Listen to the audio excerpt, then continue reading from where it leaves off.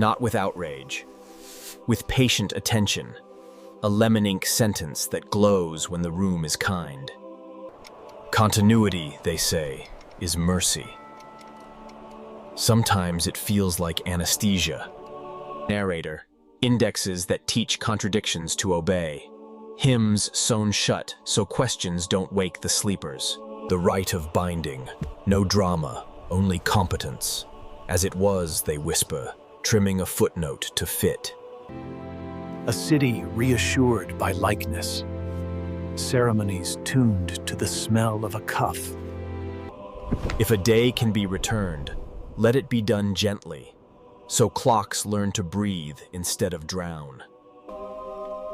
Before you sleep, leave a gentle trace. Remember, like, share, subscribe. Before we begin, take a slow breath and dim the lights. If quiet, long-form mysteries help you unwind, consider tapping follow so you'll find your way back here tomorrow night. Now let's open the door gently. I will not give you my original name. Whatever was inked in the seminary registry has already been softened, sanded, traded for a more convenient syllable, and then sealed under a coat of official varnish. Names are easy to bless, and easier still to revise. Let the archivists keep that game. Tonight, if you must call me something, call me the man who finally learned that quiet is not a virtue, only a tool that other hands can turn against you. I once believed, as I was taught to believe, that silence was sacred because it protected the holy. You lower your voice when you enter a chapel. You breathe through your nose when you pass a reliquary. You swallow questions so as not to disturb the delicate glass dome of faith. Years later, standing beneath a corridor where the ceiling changed shade every few feet, as if the painters had run out of the right white, I understood. Silence wasn't sacred. It was enforced. What we call reverence can be fitted with hinges and bolts. I speak now, not because I am brave, but because the habit of obedience has grown heavier than any mortal creature should have to carry. The habit stinks when it's wet. It clings even after you wring it out. You go to bed with two honest questions rattling politely in your skull, and you wake having decided for no reason you can articulate that you will not ask them. Then one day you discover why. There is a mechanism, out of sight, that shears curiosity into manageable threads. It has a name, though you will not find it written where tourists can frame it with their phones. The men who tend it call themselves the Moon-Tithe Knights, and they guard a door that is white like bone and bright like a wound that's learning to close. The door is not a metaphor, though it arranges metaphors around itself, the way a magnet arranges filings. How did I come to that threshold? Slowly, then all at once. There is no other honest answer. The slow part looks like a life. Lectures about morality that smelled faintly of chalk and winter wool. Bread that stayed in the mouth longer than it should, as if uncertain whether to condemn itself to being eaten. Secret pride at wearing a collar that made strangers remember their manners. The good fatigue of carrying water to the old men who could not lift it. The better fatigue of reading after lights out with a stolen candle and telling myself that I loved the words more when I had to fight for them. This is how obedience hides inside small satisfactions that make the larger structure tolerable. The all-at-once part has a date. I have misplaced many calendar pages since, but that date returns of its own accord, like a sparrow that resents the window and learns the trick of the latch. I was assigned to the registry for anomalous citations, marginal notes that refused the discipline of consensus. It was a dull task with ceremonial edges. I took files that contradicted established tables, flagged them with a crescent cut from black vellum, and sent them down the stair where air grows iron-heavy and lamps pretend they need no oil. Routine, they told me. You are tidying a library. Heaven applauds tidy shelves. One file had a smell. Not the smell of mold that librarians lovingly describe in lectures about preservation. Not mildew or dust. This was copper, gone to sleep in a cut palm. I opened the folder and saw a map whose coastlines looked almost right, but not quite. A narrow strait split the upper latitudes, turned a peninsula into an island, and in the margin a script I recognized from catalogs of forbidden hands announced, not boastfully, but like a waiter reciting the day's last offering, third draft of the world prior to the adjustment. It was the phrase, prior to the adjustment, that made my mouth drier than the paper. Adjustments belong to clocks and belts. Worlds are not supposed to receive them. I did the boring thing first. I looked for a provenance stamp. There was none. I looked for a catalog number. Someone had drawn one where the number should be. A crescent bisected by a vertical bar. I had seen that sign before. In the inventory of tools that are never displayed. A stamp with no ink pad. A brand that leaves no raised edge. A device, in other words, for marking without evidence. The crescent bar. The tithe sigil. At the time I did not know its true name. I only knew that men who wore it padded their steps so evenly you could measure a hallway by their breath. "You'll get used to it," said the senior registrar. He was the sort of man whose hands keep clean even when the world gets messy 3 inches away. "Some centuries stack improperly. We fix it. Put the crescent on it. Send it below. And return to your lane." "I thought we fixed errors," I said. "This looks like a decision." His eyes did not lose their warmth. They simply stepped aside, inviting a colder pair to look through them. "A decision is only an error that arrived with a purpose. Crescent, please."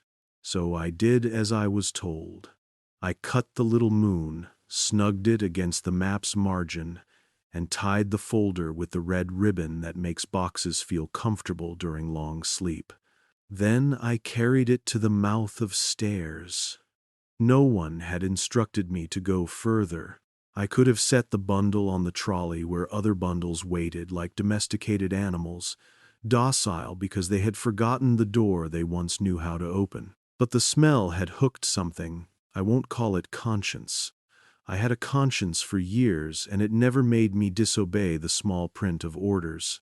Call it a sense of draft, the way a house tells you, if you listen, that one window is not entirely honest.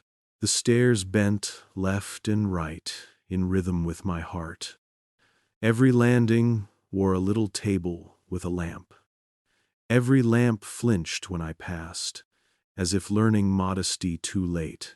I counted 11 landings. I remembered stories about catacombs and bones arranged as teaching aids. I saw none.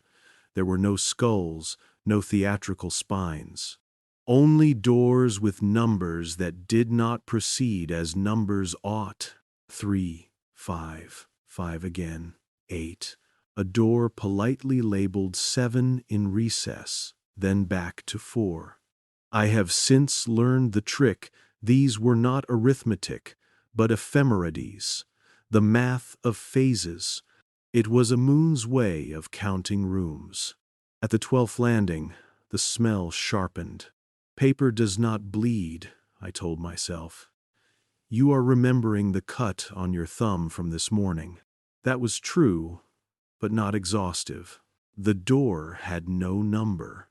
It had the crescent and the bar, carved not in grand relief, but with a spare line that a fingertip could follow without waking a splinter.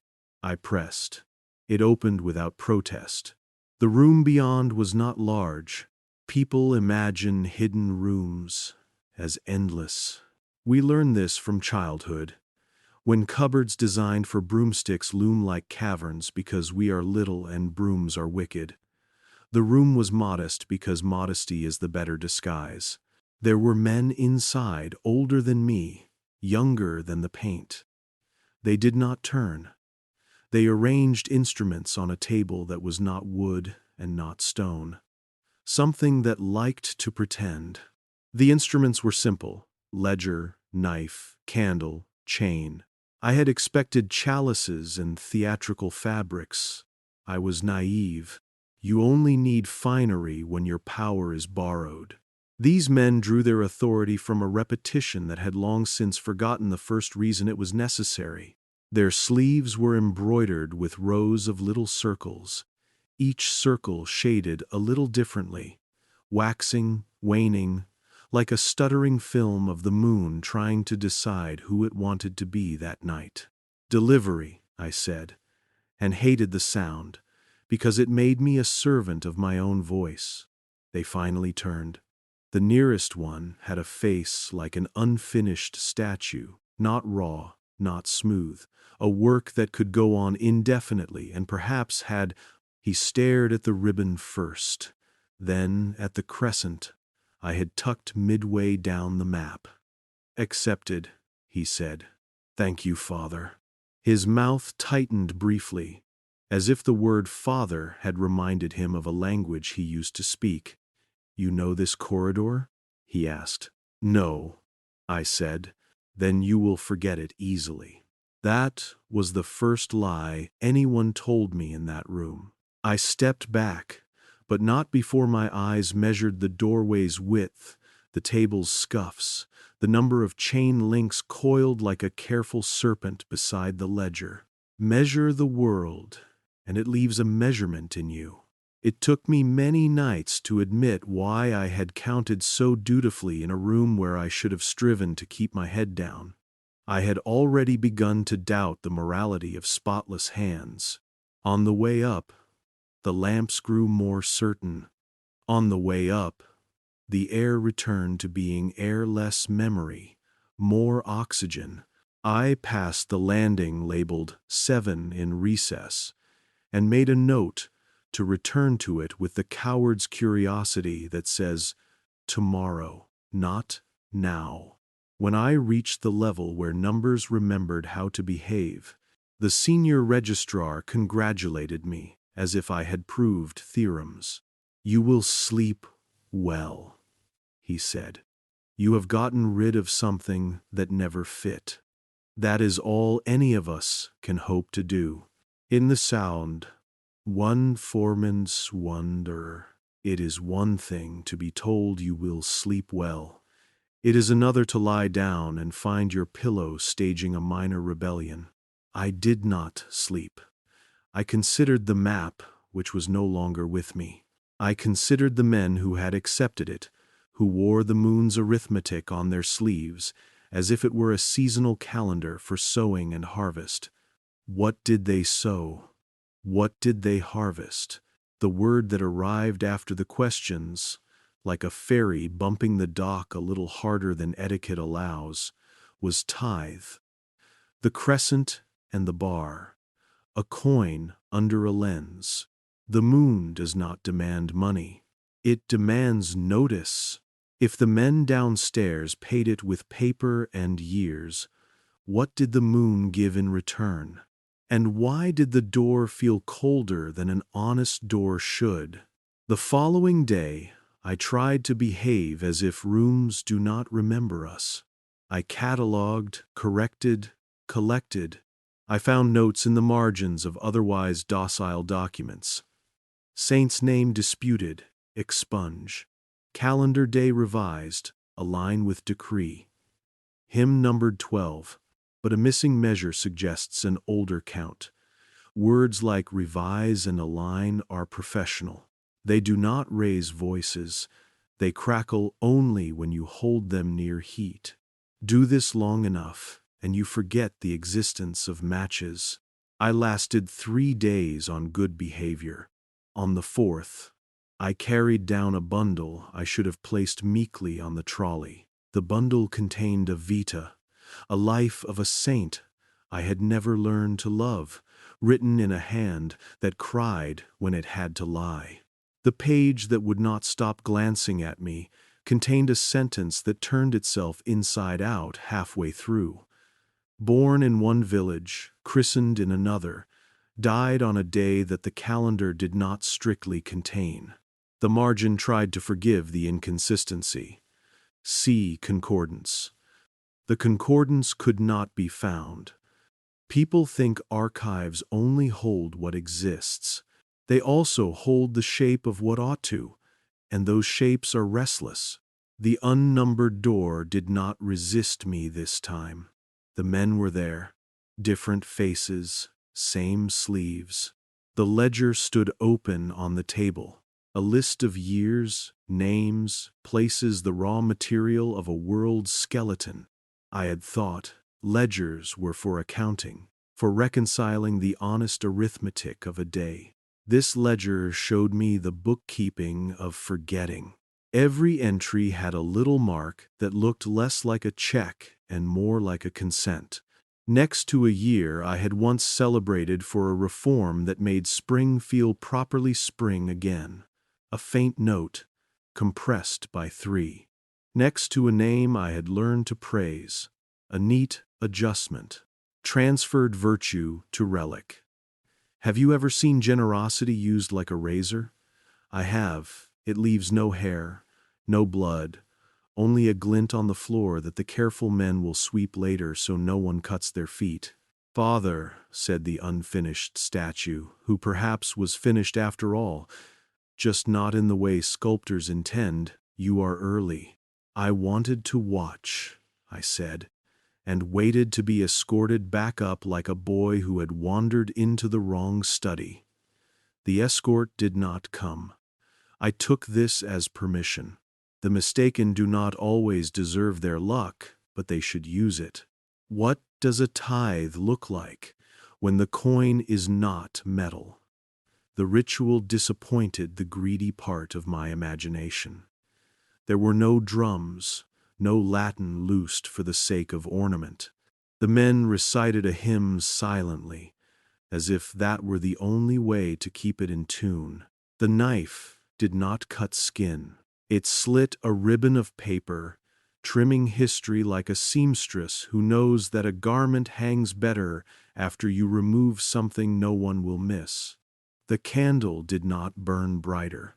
It breathed in the way a sleeping chest does when a dream turns on its side. The chain wrapped the ledger only at the end, as if to reassure the book that it would not be asked to stand up and walk away. They added my vita to the stack for consideration. The elder knight, call him elder because his gaze did not rush, touched the page with his finger. He did not smear the ink. He smudged the date. A line, he said, and I learned that alignment can be an erasure performed in slow motion. The page seemed to forget its own day. The saint now died when a saint ought to die, on the kind of day that fits neatly into sermons. A good death. A tidy one. The kind that never startles or wakes anyone in a nearby room. I could have left. Instead, I asked the question that had moved in under my ribs and rearranged the furniture. What is beyond the door? I asked, and nodded toward the arch of white stone at the far end of the room. I had not seen it before, or had not admitted to seeing it. The surface did not reflect. It collected light the way snow collects footsteps softly, in a way that becomes obvious only when you turn and see the pattern you've made. That, said the elder, is not for us. He spoke as if this limitation were a point of pride. We keep it closed. That is the work. Closed against what? Against the confusion that comes when too many truths are revealed at once. That sounds like a sermon that learned to shave, I said before I could stop myself, And the elder smiled, which frightened me more than anger would have. Anger tells you a man's edges. A smile is a room with its furniture covered. You think confusion is the enemy of the powerful, he said. You will learn. Stability is mercy. For whom? I asked. The question had been waiting since the registrar's office, since the day my collar was new enough to itch. For the world, he said, which is the answer men give when they mean themselves plus a few ornaments they are willing to polish in public. I did leave then. I left with something I was not supposed to have, the sense, not of a secret, but of a maintenance schedule. We speak of conspiracies as if they were romances or crimes of passion. This was housekeeping. When the world creaks, oil a hinge. When a century splinters, plane it smooth and sweep the evidence into a bag you hang on a nail behind the door. When a map is too honest about a strait no longer required by policy or weather, correct it and file the old draft where it cannot cause embarrassment. The horror lay not in the violence of it, but in its temperance. A man can refuse an atrocity. He will surrender to a routine. On the 5th day after my descent, I made a mistake that I decided, after a night of not sleeping, to upgrade into a choice. I pressed the saint's page onto the heel of my hand and took an impression of the chain's thorn in wax. Not words. Words can be hunted. Shapes, textures, the exact weight of the ledger when it rests on the table, the note the candle makes when it is pinched and then forgives you. If anyone asked, I was studying conservation techniques. No one asked. It is not that they trusted me, it is that they had learned to trust the mechanism more than they distrusted the individuals who fed it. I began to notice the other rooms that are not rooms, the ladders that are not ladders but means of telling the body, you are now permitted to remember, or you are not. A certain corridor at noon sounded like late afternoon in a home that keeps bees.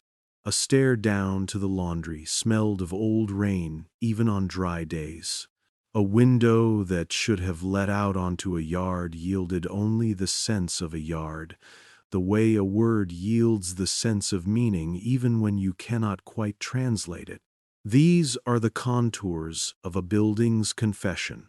You can live in a place for years and only learn its public voice, or you can stand still long enough for the whisper to introduce itself. When I finally asked another priest, one of the kind whose face has not yet learned the disappointment of rounding off the explanation he offered was so honest it could only have been learned accidentally. Some histories are too heavy, he said, and they settle lower. The floors memorize them. And the men with moons on their cuffs? I asked lightly, as if I were making a joke about tailors. He lowered his eyes exactly the way I had been taught to lower mine when the sacrament approached. Do not say it, he whispered. Not when doors can hear. Easily and next. I have never been a talented rebel. I was born to be tidy. I arranged spices alphabetically the year I lived in a parish kitchen. I folded the towels no one else noticed were unfolded. When I finally trespassed, I did not kick a door. I straightened a picture frame and discovered the safe hidden behind it. My trespass was simply this. I returned to the unnumbered room not with a delivery, but with empty hands. That is how they know who belongs. Empty hands do not tremble. Mine did, but in a rhythm so slow that even I mistook it for breathing. The nights were singing without sound. The ledger was open, and the columns for names and years lay like clean sheets awaiting a patient. I approached the white arch. It was not an arch, exactly. It was a threshold in the sense that a face is a threshold. You cross it every time you decide to listen. In the shallow carvings along its edge, I read the titles of eras that never fully happened. The age of 2 springs, the year with 2 winters, and therefore none, the 40 days that forgot their Sundays. These cannot be real, you tell yourself. And then you count backward through your own childhood and find that one birthday never quite fits with the school year that followed it. I moved, you explain. My parents changed jobs. Perhaps, an adjustment arrived on soft feet and asked your life to lean a little to the left. I did not touch the white. The last instinct to keep one's hands clean is the hardest to shake. But I leaned close enough to feel an air like the breath of a library that never closes.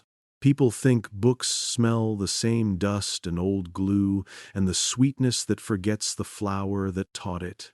This breath smelled of editions, the assurance that there have been others, and that the current one is pretending to be final.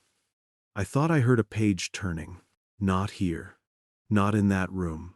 Somewhere I could not map, an entire shelf shifted its weight from one leg to the other.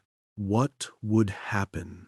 I asked the elder quietly, not to challenge, but as the student I had trained myself to be, if the door opened.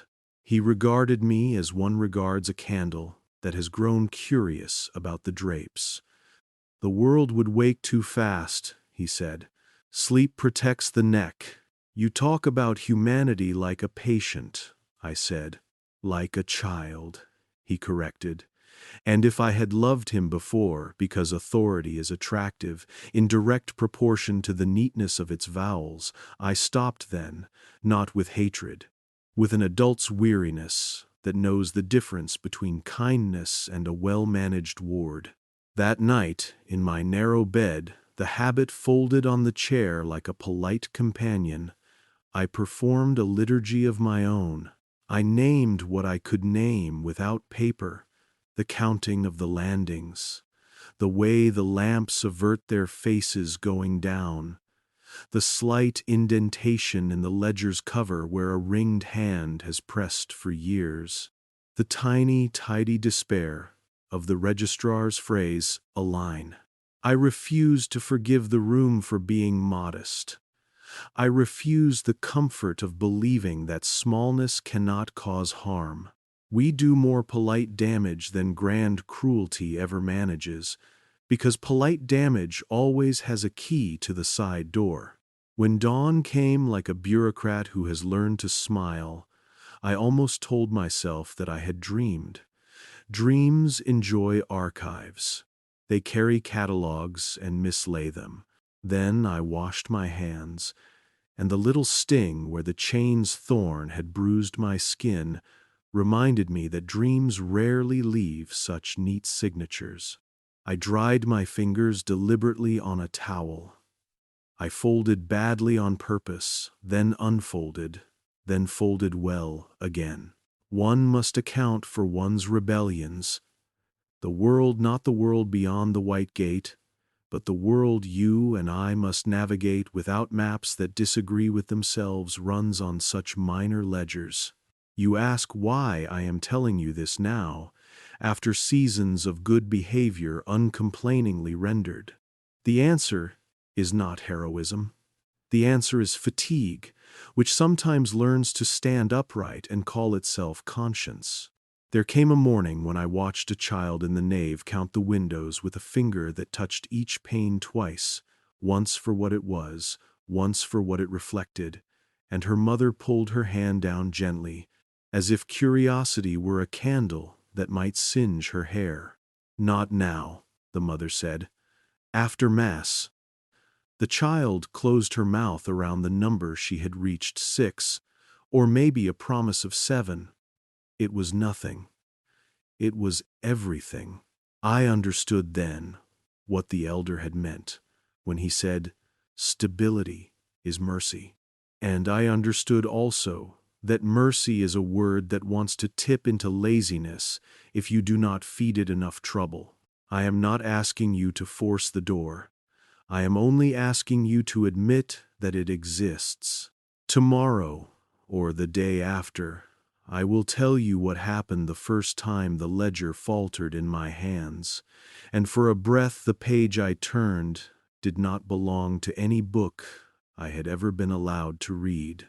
For now, here at the threshold, accept this much. The world you love has adjusters.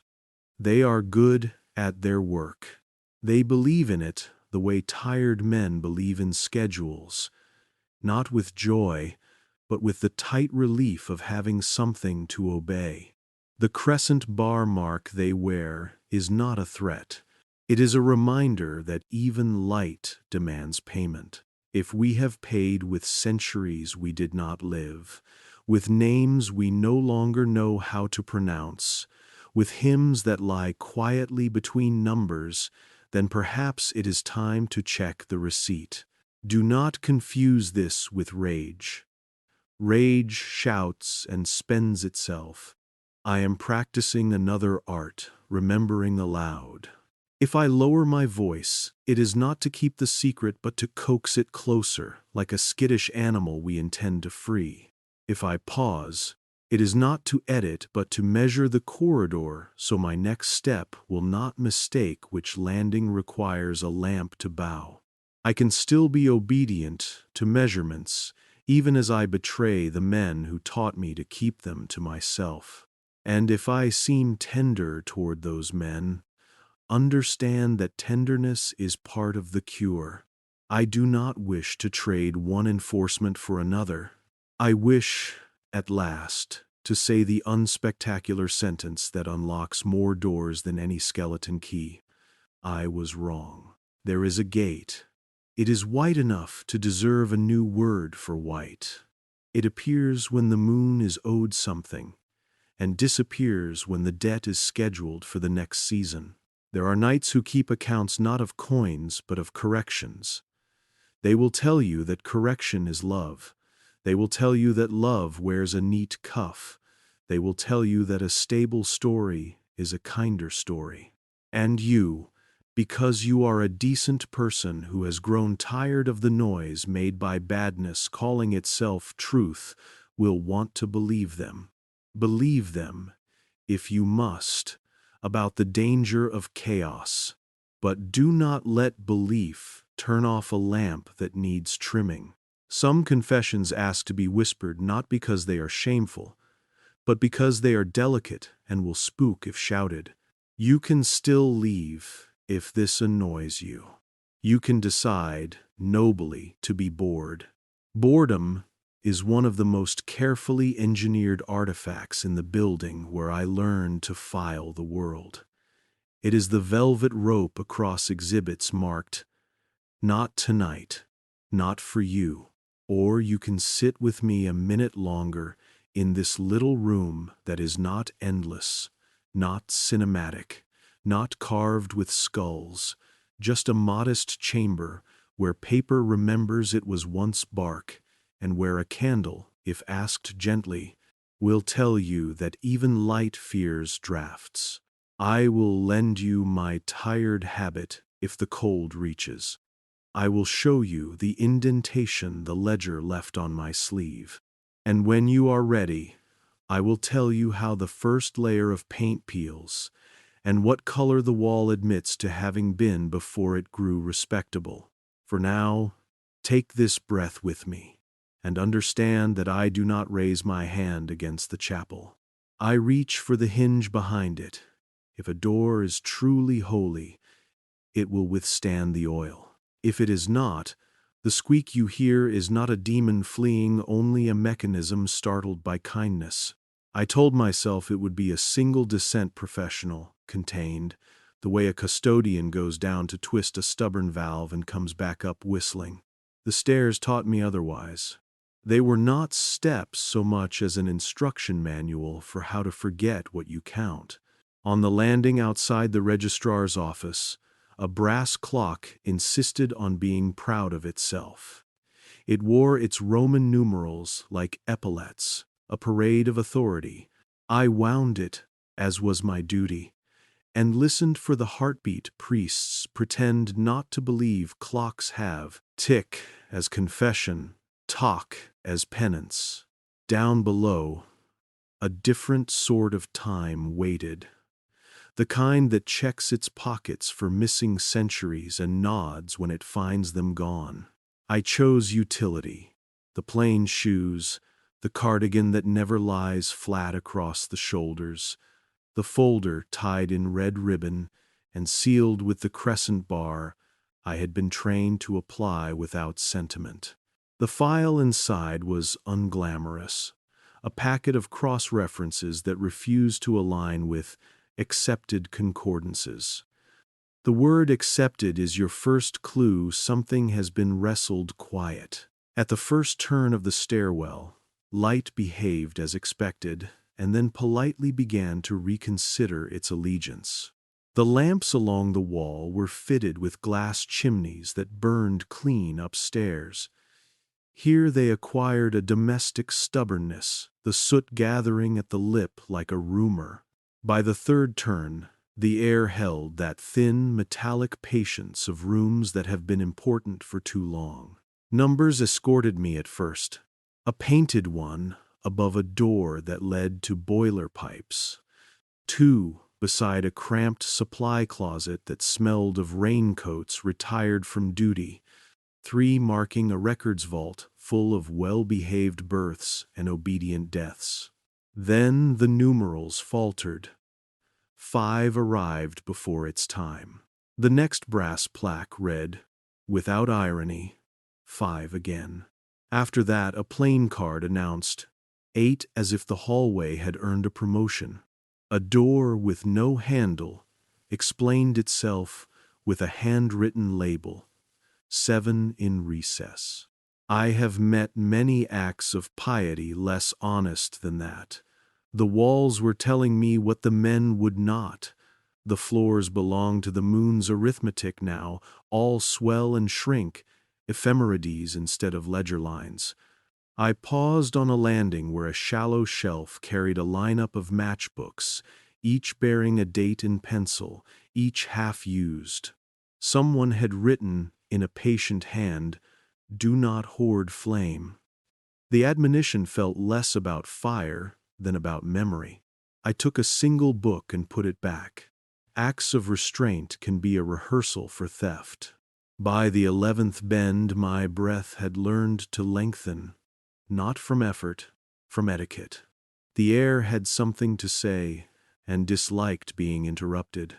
In the corner, near the floor, a stack of canvas satchels waited like dogs trained not to bark. I lifted one. It contained chain cut into lengths no longer than a prayer, and wax tablets smoothed to a bruise-colored shine. Tools are sermons that gave up on adjectives. At the 12th landing, the corridor made a promise and kept it. The door had no number, only the crescent, and the bar incised as thin as a paper cut. I set down my ribboned bundle, my palm, still remembering the chain's thorn from days before, warmed with a warning I had decided to ignore. I pressed the door. It didn't creak. Maintenance is the most persuasive theology. They were not an army. Armies speak loudly by existing. These men inhabited the room with the focus of tailors. Everything checked twice, nothing considered finished until the seam lay so flat even jealousy could not catch its breath. Their sleeves were embroidered in rows of circles, shaded from darkness to brightness and back toward want lunar phases, traveling up the arm as if the cloth had learned to keep time on its own. Their collars were undecorated. Their shoes had the humility of things asked to move often and leave no print. They did not look up when I entered. It is a power, not to be rude, simply to refuse distraction. The nearest man touched the ledger's page with 2 fingers as if the parchment had recently been unwell. The book itself seemed to have learned the posture of obedience, spine compliant, corners squared by long practice. Beside it lay a knife small, unstated, with the particular sharpness that comes from being used only for the job it was born to do. A candle stood at attention, wick trimmed to an accountant's idea of beauty. The chain was coiled like punctuation, not a threat, an inevitability. I offered the bundle. The elder called him that because the room deferred to his tempo, checked the ribbon's knot with the indifference of a man who has unfastened many more elegant lies. His eyes passed over the crescent bar I had affixed to the dossier, paused a heartbeat at the marginal notes that had failed to agree with their betters, then returned to me not unkindly. "Accepted," he said, and the word completed the room, the way a final stitch makes a garment admit it is clothing. "Thank you, Father." I had worn the title long enough to feel the old reflex of benediction in my chest, gratitude, triggered by recognition. It faltered when I saw how he watched the ledger, the way a beekeeper watches a hive. Not fearful, not possessive, simply aware that any sudden movement is an argument you are likely to lose. "You've not been below this landing before," he said, making a geography of my posture. "No," I answered. "I was told to deliver and return." "Then return," he said softly. "It is easier to forget a corridor you've only counted once. The astige never, when on folded foal." The sentence clicked like a well-oiled latch. There are the orders we receive, then there are the designs our bones decipher for us. I did not leave. I moved to the side where the table's shadow made a polite triangle on the floor and watched as they prepared the tithe. If you have ever liturgicalized a task, ironing a sleeve as if each crease invited a moral improvement, you know the energy in this room. The knights did not chant, their mouths shaped syllables without sound, lips sketching a melody the way a cartographer draws a coastline he has never walked. The elder's left hand rested on the ledger. The right took the knife and cut a narrow strip from a margin already confident of its boundaries. He did not slice words. He removed excess, and the excess, let us say it plainly, was a date that had learned to be inconvenient. He held the sliver of paper to the candle. The flame did not consume. It read, "That is the only word I have." The heat blushed the strip so faintly it might have been the room remembering summer. The elder then pressed the slim spoon of warmed wax over a notation in the ledger's left column where an earlier scribe had penciled a doubt. The doubt vanished under the seal of the crescent and the bar. Formalized, hesitation became alignment. A junior knight opened a drawer. Inside lay a flat brass plate etched with concentric calendars. He slid my dossier briefly across its surface, as if the plate imparted a kind of etiquette to papers that had shown themselves unruly. The pages sighed no. My breath found a rhythm they could join. Down here, it is difficult to separate your own lungs from the buildings. They closed the ledger. The chain circled it twice, then stopped, as though any more would imply anxiety, and anxiety would be an insult to a mechanism this old. The elder looked toward the far arch, the white shape I had not been prepared to see. It was not luminous in the ostentatious way. Stained glass performs holiness for tourists. It glowed like clean bone under skin, or like frost deciding the rules for a field at dawn. Carvings ran the length of its jambs. Knots, yes, but not Celtic. Nothing folksy, more like a timetable melted and hammered until it resembled vines. If I leaned toward it, I could make out inscriptions so thin They felt borrowed from a draftsman's breath. 40 days, with no Sundays, the year that made 2 winters and kept neither. Adjustment 3. I do not know if the knights saw me seeing. The elder lifted the ledger slightly, a gesture like a bow offered to an altar that prefers discretion. The white did not open. It brightened, which is softer, and therefore harder to refuse. A draft tugged not at clothes, at facts. The list of dates, near the beginning of the book, gave a tiny shiver, and where the junior knight had penciled a question mark, the mark paled, then softened into a period, then into the gentler punctuation of vanishing. Absence is the most polite correction. All this lasted less than a minute. The room let its shoulders down. Someone adjusted the wick. Someone else folded the cuttings, the ribbon ends, the brass plate back into the drawer where the tools live between shifts. The elder turned toward me with the expression of a man who has shut up a house for the season and would now like to stand on the road and listen to the quiet. "You'll need to go now," he said, not ungraciously. "The stair remembers differently when you leave late." "What is the tithe?" The question had been climbing my throat for 10 floors and found my mouth without asking permission. He paused, either because my insolence deserved a measured response or because he wanted the candle to finish one last exhale before language resumed. "We pay in edits," he said. "The moon collects in clarity. Stability is not free. And if the tithe isn't paid?" He looked past me toward the unnumbered threshold. "Then the night opens in the wrong direction." I left because my body is better at obedience than my mind. On the landing marked 7 in recess, my hand lifted toward the unlabeled door and then declined to make trouble. The stairs restored their arithmetic grudgingly. 8, then 5 again, then 3, because there had to be a 3 in any respectable building. Upstairs, the brass clock approved of my return by resuming its tick as if there had never been an interruption. The registrar glanced at my empty hands, nodded, and made a notation whose ink barely disturbed the air. I did not sleep that night. There are sleeplessnesses that roar.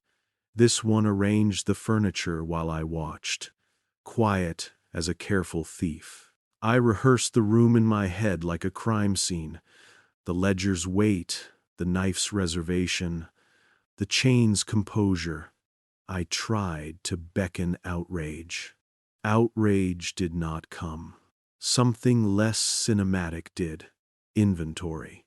The realization that a people can be governed by small, precise subtractions that feel like housekeeping. That the bedtime story offered to a world is not a lie, merely shortened to avoid the parts that would keep us awake. Days fell into a new routine. I worked, carried, returned.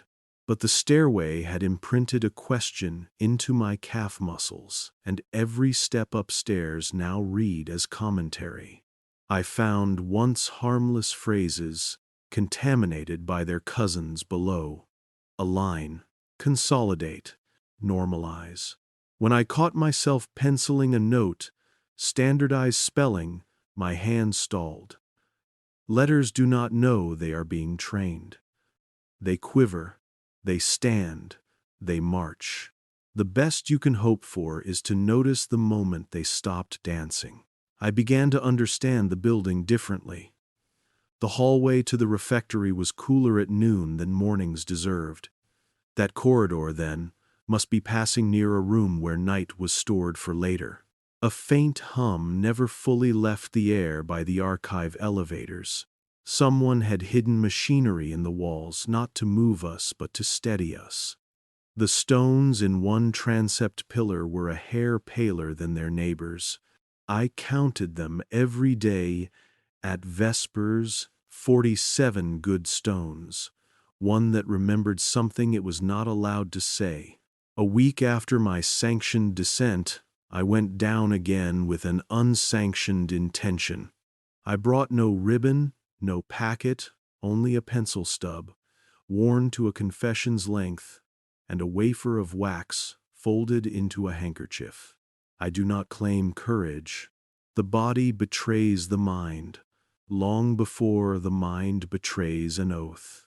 My knees learned a new tenderness on the 9th landing that will never be entirely cured.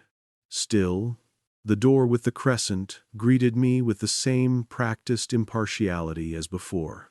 I entered as if into a chapel in which one does not genuflect, but measures. The nights were occupied with a pile of folios, whose edges bore scorch marks as precise as surgical sutures. The elder's hair had learned a gray my eyes had not catalogued earlier, which meant either he had aged 7 years and 7 days, or I had begun to see the calendar from a less flattering angle. I approached the far arch and stopped at a distance my mother once described as polite, which may simply mean survivable. Thin inscriptions glinted as though thinness itself were a sacrament. Saints expunged by vote relics that ate their inventors.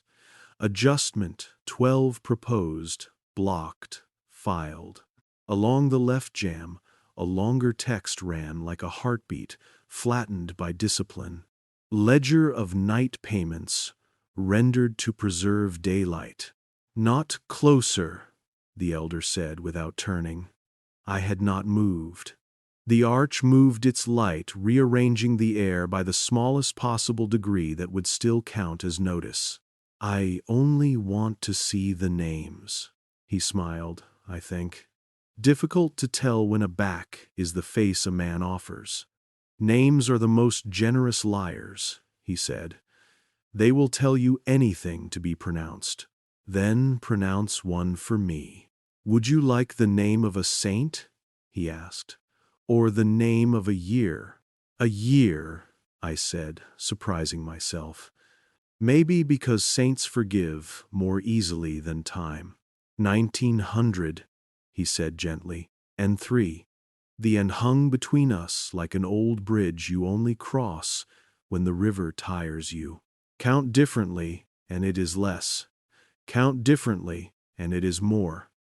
What matters is how many harvests your people remember, and who eats. He returned to his folios. The knife murmured. The candle ratified. The chain remembered not to panic. I stood in the modest room and let the building teach me a language without verbs. Eventually, because bodies must earn their oxygen, I did something with my hands.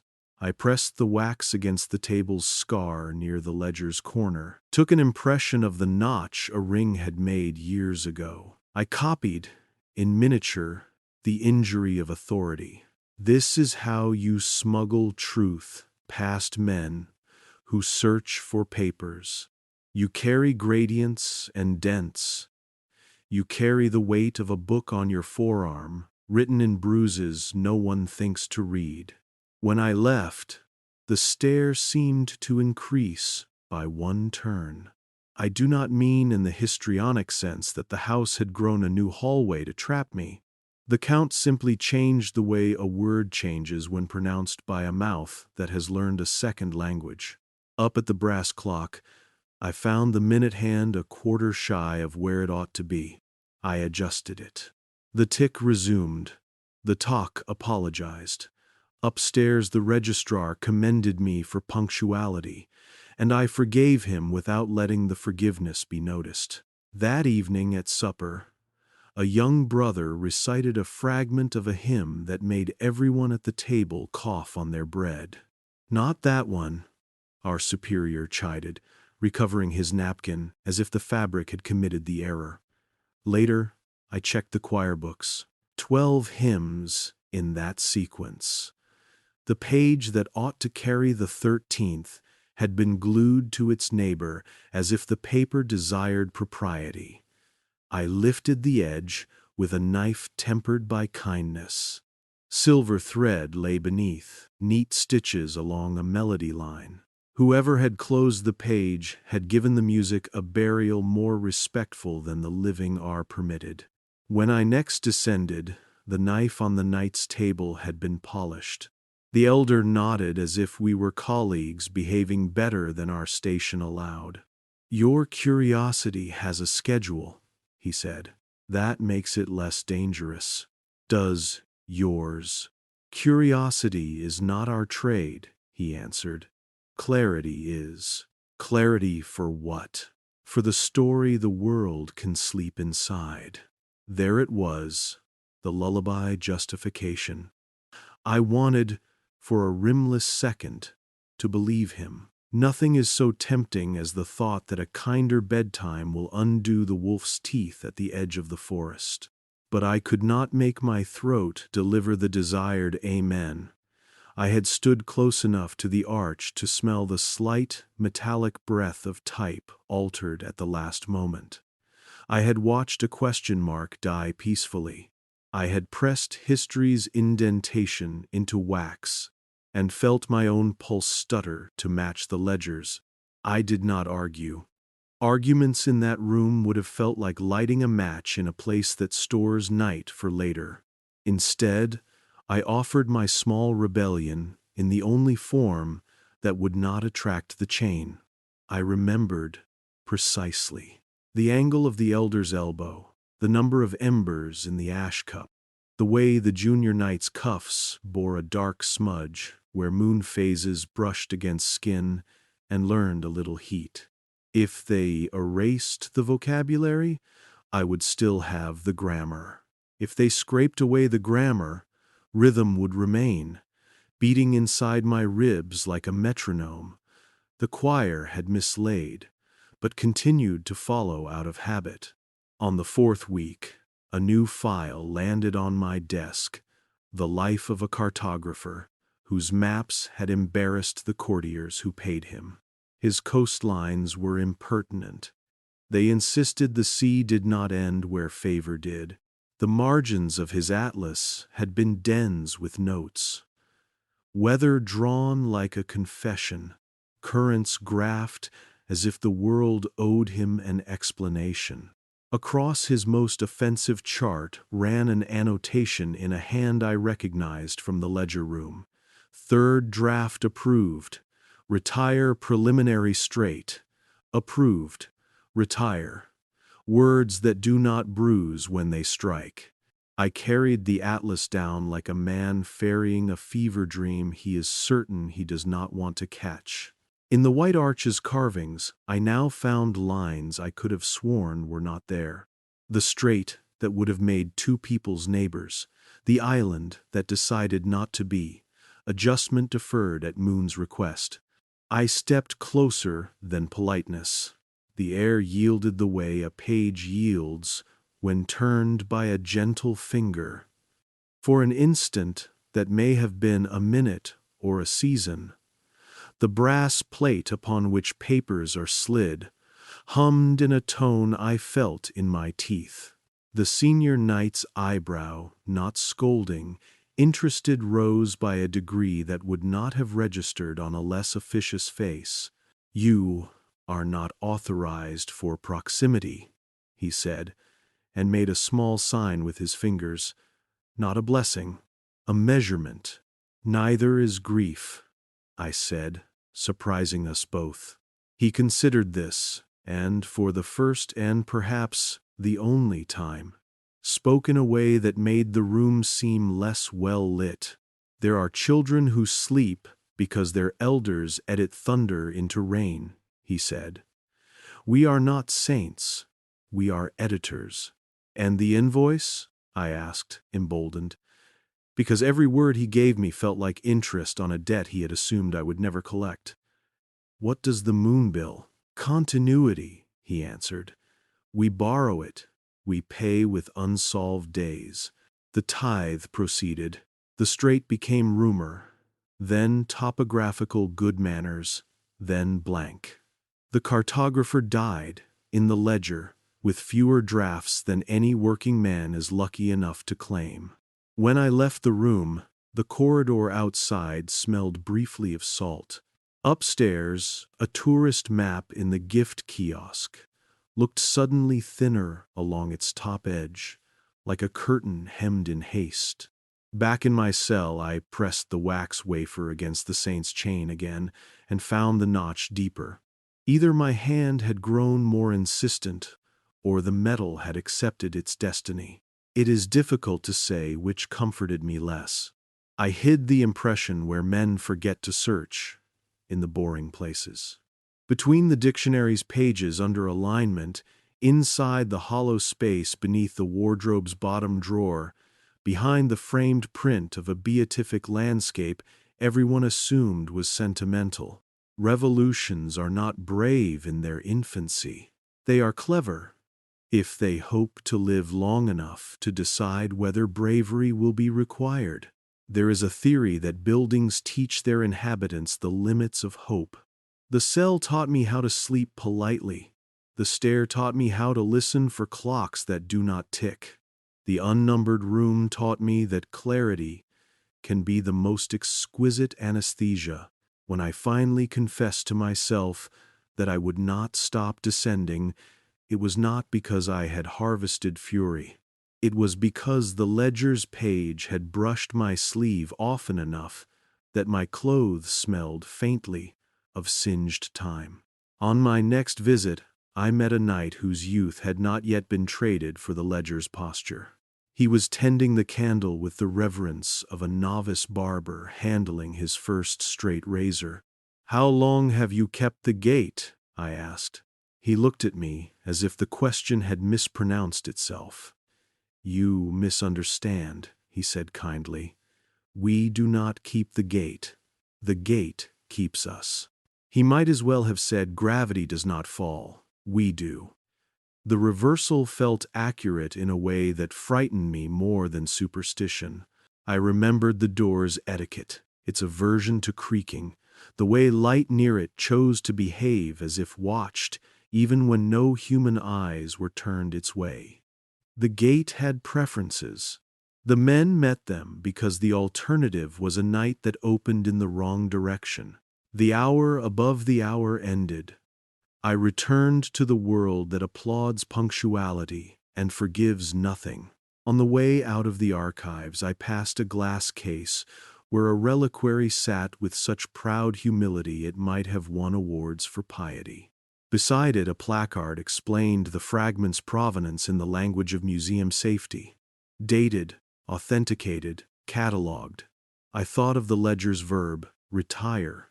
I wondered who had been retired to feed the reliquary its story. I looked at the tourists, decent, hopeful, weary, and did not resent their comfort. Comfort is not the enemy. Compulsory comfort is. That night, the brass clock in the corridor above my bed coughed and gained a minute. I climbed onto a chair and corrected it. I am an obedient man in all matters that can be corrected with a fingertip and a sense of fairness. In the quiet after, I imagined the white arch at rest, drawing a coverlet up to its lean shoulders, listening for the small domestic sounds of a mechanism that has once again been paid enough to carry us into morning without jolting the carriage. This is how the stairs below the hours work their way into a life, one landing at a time, one matchbook, one breath you decide to lengthen rather than clip. Tomorrow, or the day after, I will bring you to the library of 13 seals, and we will watch how a melody is sewn shut so it cannot teach the wrong throat its courage. But tonight, hold this. There is a staircase in a city you believe you have visited. It begins at a brass clock and passes, with impeccable manners, into a room where the moon counts debts. Men with embroidered sleeves remind the world to sleep, and I, failing to learn the right lesson, write down the number of steps with my feet because my hands are not yet brave enough to carry a pen where chains are stored. The first time I entered the room they call the library, I mistook it for an afterthought, not because it lacked dignity, because it wore none. Dignity is the perfume of insecure places. This room smelled like paste that had chosen duty over fragrance, like vellum that had learned to be patient, like the faint iron breath of a pin kept for decades in a clerical collar and used twice, once to prick a blister, once to prick a conscience. No shelves flaunted their height. The books, those that dared admit to being books, sat low, as if avoiding drafts that hadn't been invited. A table waited in the middle, as modestly as a pew. Along the far wall, within shallow niches, 13 seal cabinets glowed with the sort of attention that does not need to call itself light. Above each cabinet, a numeral had been carved so finely you could miss it if you were in the habit of hurrying. The knights did not hurry in here. They moved like clockmakers who know that time breaks not with a bang but with a misaligned tooth. I have seen many libraries. All of them began as rooms and became promises. This one began as a procedure. Do not speak if you can point, the elder murmured, and pointed to seal 1. Seal 1 relics that pretend to be miracles, and miracles that pretend to be relics. Inside the first cabinet sat a ledger bound in gray calf, edges inked not crimson or gold, but the color of slush that refuses to become either water or snow. The entries were tidy, one to a page, a device described in careful algebra, a receipt from a workshop, a note of translation to reliquary dated a year later. Wheels baptized as wonders. A lens that had once magnified a rash into diagnosis, now framed as a martyr's tear. There are 2 ways to hide a thing, the elder said gently. You can bury it, or you can put it under glass and teach people to pray to it. He did not sound proud. He sounded like the man whose job it is to wash the glass. Seal 2. The Index of Indices. A card file whose tabs repeated themselves in a rhythm that would have maddened me elsewhere felt, down here, like a lullaby for anxious paper. Each drawer contained maps of catalogs, crosswalks between versions of order. If an era changed its mind about how to alphabetize salvation, the change lived here, labeled, dated, reconciled. The world abhors the unmapped, the elder said. So we map even our maps. And then we forget which copy is the original and pretend that choice is devotion. Seal 3. The Catechism of Measurements. You think creed is a matter of nouns. Here, belief was measured in lengths. The distance between a saint's hand and the reliquary glass. The standard breadth of a margin considered safe for correction. The allowable tolerance between the printed calendar and the clerical moon. A thin brass rule lay beside a booklet of exceptions so old the thread at its spine had learned to be diplomatic. Precision, the elder said, is the anesthesia of change. Seal 4. The 13th hymn. The choir book slept under gauze. I do not use that verb lightly. Sleep implies permission. The page numbered 12 ended with a cadence that nearly resolved. The page where 13 should have begun had been stitched to its neighbor with silver thread small as a hair. Why stitch? I whispered. Why not cut? The junior knight, whose hands had not yet learned indifference, answered without looking up. Because stitches are reversible. It was the most hopeful sentence I had heard in months, and I have tried not to forgive it for that. Seal 5. The rosaries of dates. Not beads, but dates carved on small discs of bone. Each strand carried a century. Each century ended in a knot, where a year had been taken, paid forward or paid back. I touched one knot, permission, a nod, and felt nothing arcane, only a tug, as if memory were a string tied to a tooth. Children are told not to wiggle. Calendars comfort the sleepless, the elder said. We ensure there is always a tomorrow, even when we have to borrow it. Seal 6 palimpsests of obedience. Here, parchment remembered its first life. Under the devotional script, under sermons with verbs that made fatigue look like virtue, the old ink persisted. A rebellion scratched in a scholar's smaller hand, a hypothesis that embarrassed the season that paid for it, a record of a trial that acquitted a name later convicted by rumor. The nights did not scrape. They pressed thin leaves of hammered light between lines, clarity that quieted the old words without quite killing them. Documents do not die, the elder said. They learn to be polite. Seal 7, the 8th star. A chart hung like a knight pinned to a laundry line, stars in proper places, and one more, faint as breath on glass.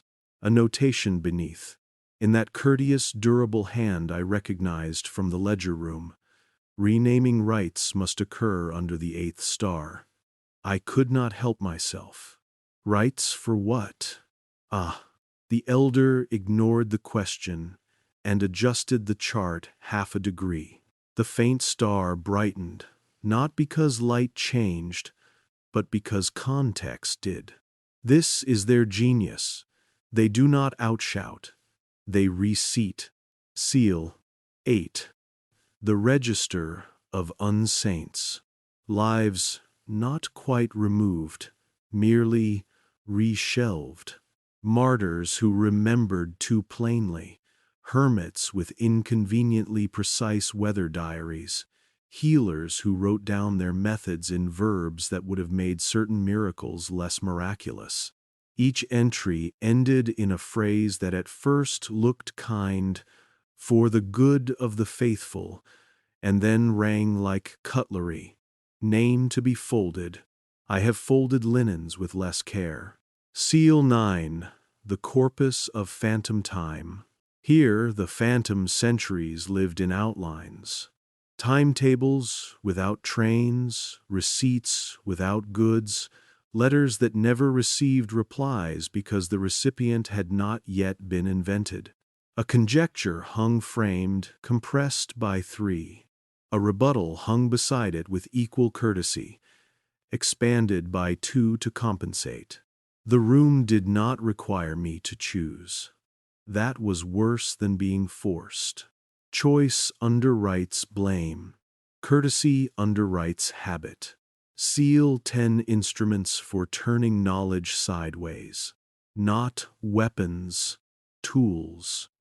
A reversing astrolabe that looked ordinary until you noticed the extra ring engraved with months that never found their calendars. When I tilted it, the room shifted no. My sense of noon did. A spherometer whose needle forgot to return to 0 unless you murmured a prayer that, I suspect, worked only because it slowed your hand. A small box that, when you opened it, smelled briefly of lightning. Some understandings must be staged, the elder said. We place the scenery, and then the world applauds the play for being realistic. This is we day do win. Seal 11. The Index of Retracted Professions. Statements scholars made and then were invited to unmake. Each retraction was bound to its original with red thread, not strangulation umbilical. You see, the elder coaxed, as if guiding a child, we do not erase, we bind. A margin note in a slanted, stubborn hand contradicted him. Binding is erasure at a courteous tempo. Seal 12. The contracts of night pay. Vellum sheets with moons, stamped faintly in the corner, as if the debt preferred not to advertise itself. Terms were plain, we pay in edits. You grant continuity. 2 signatures, the senior knight's, and a mark that was neither a name nor a glyph. "What is that?" I asked. "A courtesy," the elder said, "and a reminder that no bargain is written completely in the language of the side that thinks it is winning." Seal 13, the mirror scroll. It is not glass. It is polished obsidian, wound around a dowel of olive wood that looks like restraint. The knights unrolled it to the length of a forearm. It reflected me, but not quite.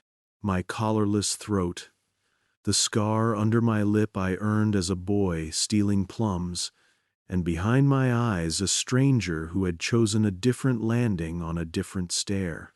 It reflects the life that returns, if a removed event is returned, the junior knight whispered, half terrified, half smitten. We consulted only to calculate the cost of mercy. Mercy, I said, and the word felt like a cushion that had learned to smother. The elder closed the cabinet gently. He had the tenderness of a man who knows gentleness is more powerful than force, because it invites the world to cooperate in its own reduction. "Why 13?" I asked. "It is a childish question and has rescued more adults than any prayer I know." "Because 12 resolves," he replied, "and resolving is a poor habit for those who must return tomorrow. 13 keeps us careful." "Careful of what?" "Of certainty," he said, "and of despair." He let me work in silence. Yes, work. Curiosity earns its keep by carrying. I carried an index from seal 9 to seal 2 and back again, and watched entries agree with entries that should have contradicted them. The trick is not to lie. It is to teach the documents how to be friends. A footnote in the phantom time corpus led to a retracted profession. The retraction led to a catechism of measurement that changed the allowed length of an equinox. The altered equinox rationalized the removal of a saint whose weather journal made the miracle uncomfortably meteorological. If you are hoping for a villain, you will be disappointed.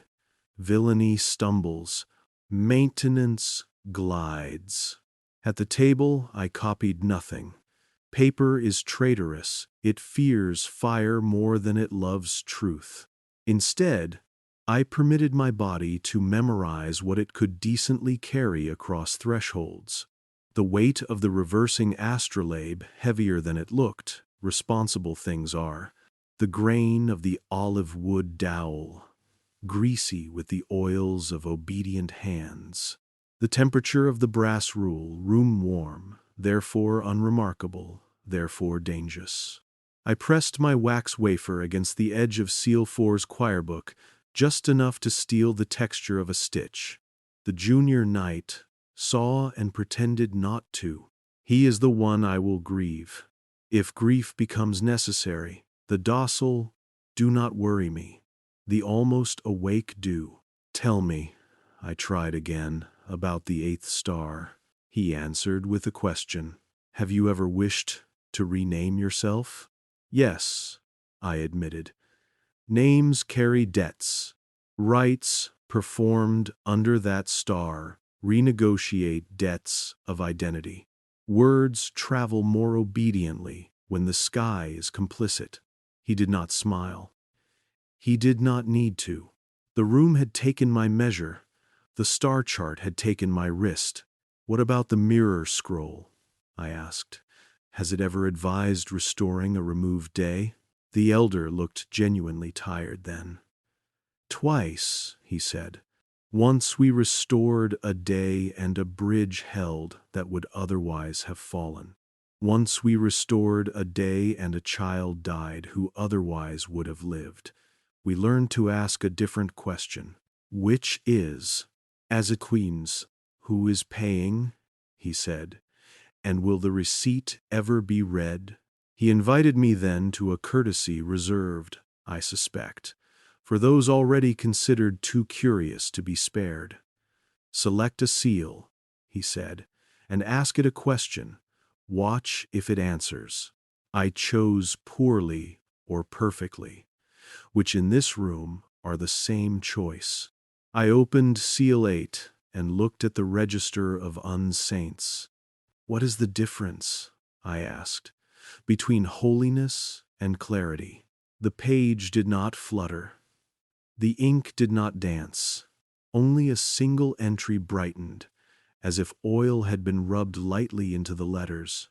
A woman who had kept a ledger of healed bones, angles measured, periods to union recorded, weight-bearing dates projected.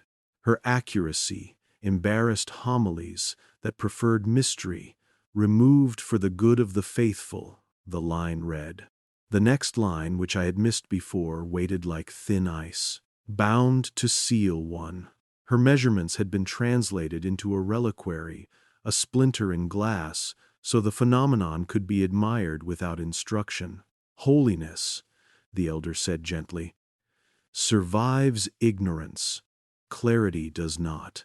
I closed the volume with more care than I had opened it. Some books teach you the weight of your hand, a bell far above us, ordinary hours, reclaiming their rights, passed along the air in a tremor that respected stone. The elder looked to the arch that communicated without ever quite boasting of being a gate. We tithe at the turn, he said. We will not keep you for that. You're keeping me for everything else, I said, without rancor. Perhaps, he allowed, or perhaps you have kept yourself. I began to understand what it meant to be kept by a room. It is not imprisonment. It is etiquette so persuasive you forget to imagine alternatives. On my way out, I paused unforgivably, wonderfully at Seal 13. The junior knight hovered within rescuing distance, as if a man can be rescued from himself. May I asked, not expecting the yes that came. He unrolled the mirror scroll, the length of my forearm again. I leaned. I have already admitted that it showed me as I am, but it also showed a not quite, a collar loosened for reasons other than exhaustion, ink on my fingers from a pen I would never be allowed to sign with, a calendar whose missing week had been returned to its neighbors and was learning, awkwardly, to forgive them for paving over its absence. If we restore this, the junior whispered, the ledger will have to admit the scaffolding. And if we do not, then scaffolding becomes architecture. I stepped back. Close it, I said, and heard in my voice a fatigue that had borrowed courage from its own weight. The elder waited at the door. He gestured toward a small drawer I had not noticed, tucked into the table like a pocket sewn by a thrifty mother. Inside lay matchbooks, each half spent, each stamped with the crescent and the bar. On their backs, in pencil, single words: remember, measure, listen, fold, unfold. He offered one to me, as if handing a pilgrim a coin for bread. What is this for? I asked. For not hoarding flame, he said, echoing the handwriting I had seen on the stair. For using what you take. For not believing light is the same as approval. I took the matchbook marked remember. It was as light as a lie told for someone's good. When I climbed back toward the hours, the steps did not protest. The brass clock above the registrar's door held its face the way dignitaries hold smiles. I adjusted nothing. I stood listening to the tick, and made a vow that would not scandalize anyone unless they knew how dangerous quiet can be. I will remember textures. They are the last things to be edited. In my cell, I laid the matchbook in the dictionary under mercy, so that when I came back to learn the definition again, I would have to confront my own participation. I pressed the wax wafer, now grimed with the choir book stitch, into a little tin meant for throat lozenges, sealed it with tape, and wrote nothing on the lid. Later generations will call this cowardice. They will be wrong. It is a schedule. Courage returns on a timetable if you leave it a ticket. That night, I dreamed, not in pictures, but in indices. Cross-references moved like schools of fish. Under my pillow a brass rule slept. At dawn the world arrived with its ordinary requirements.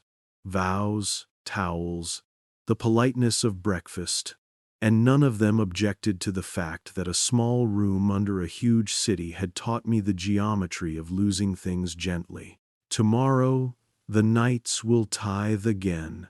They will sing without sound. The ledger will consent, and the white arch will brightens the patient way frost negotiates with a field. But I have touched the stitches of a hymn, and my hands refuse to forget what silver thread feels like when it pretends to be permanent.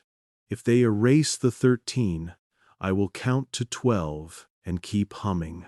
If they return the day they took, I will light a match and use it. And if the world asks me, gently, to go back to sleep, I will agree, provided I may keep one eye open long enough to watch who is collecting the pillows. I had been practicing how not to look.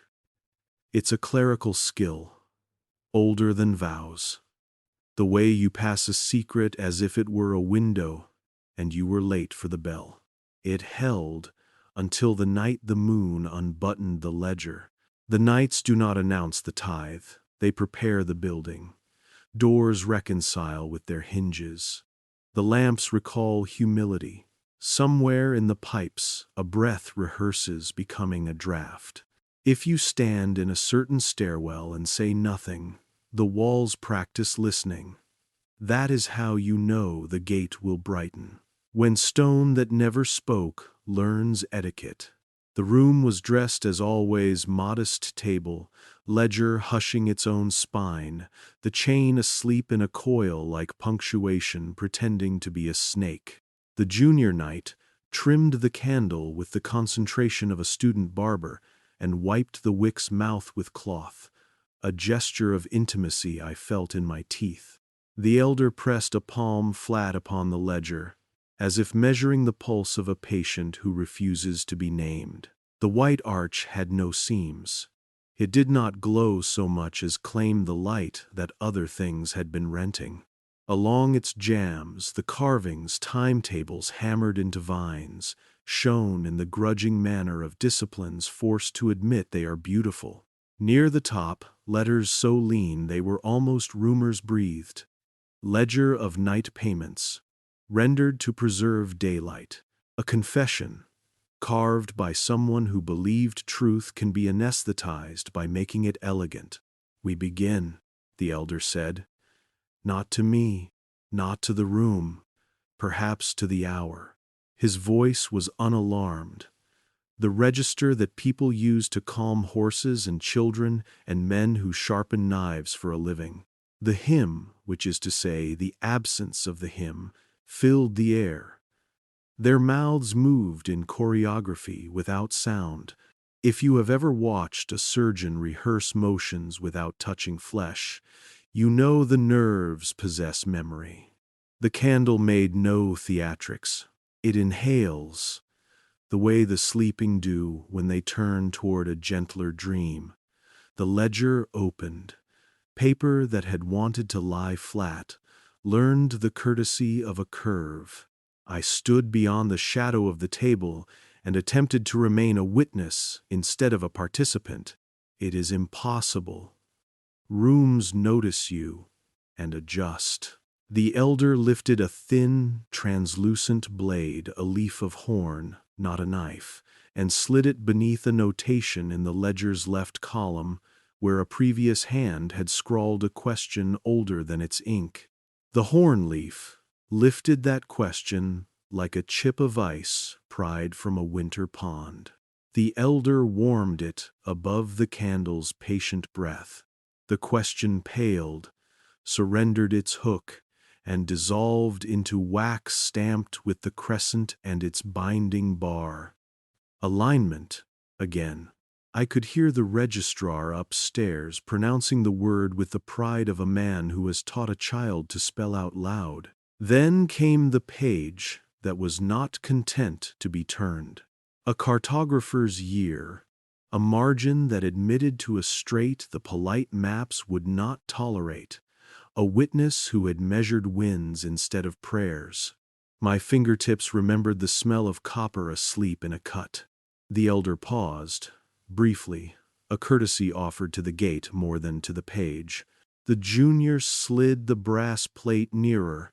The moons engraved on its rings looked sensible, like a calendar resigned to earning its keep. The gate brightened. It did not open. Open is a vulgar verb for a thing that dignified. The light learned a new verb, receive. A draft tugged at the ledger as a tide tugs at a dress hem. Names near the top line shivered, condensed, evanesced.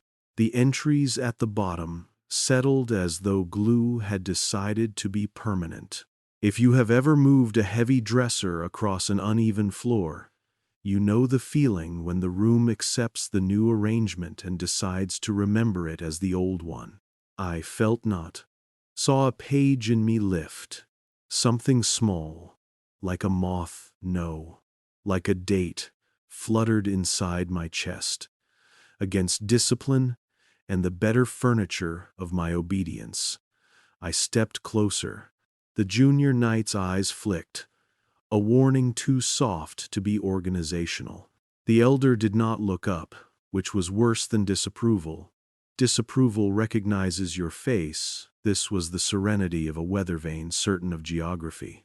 "What does the gate take?" I asked.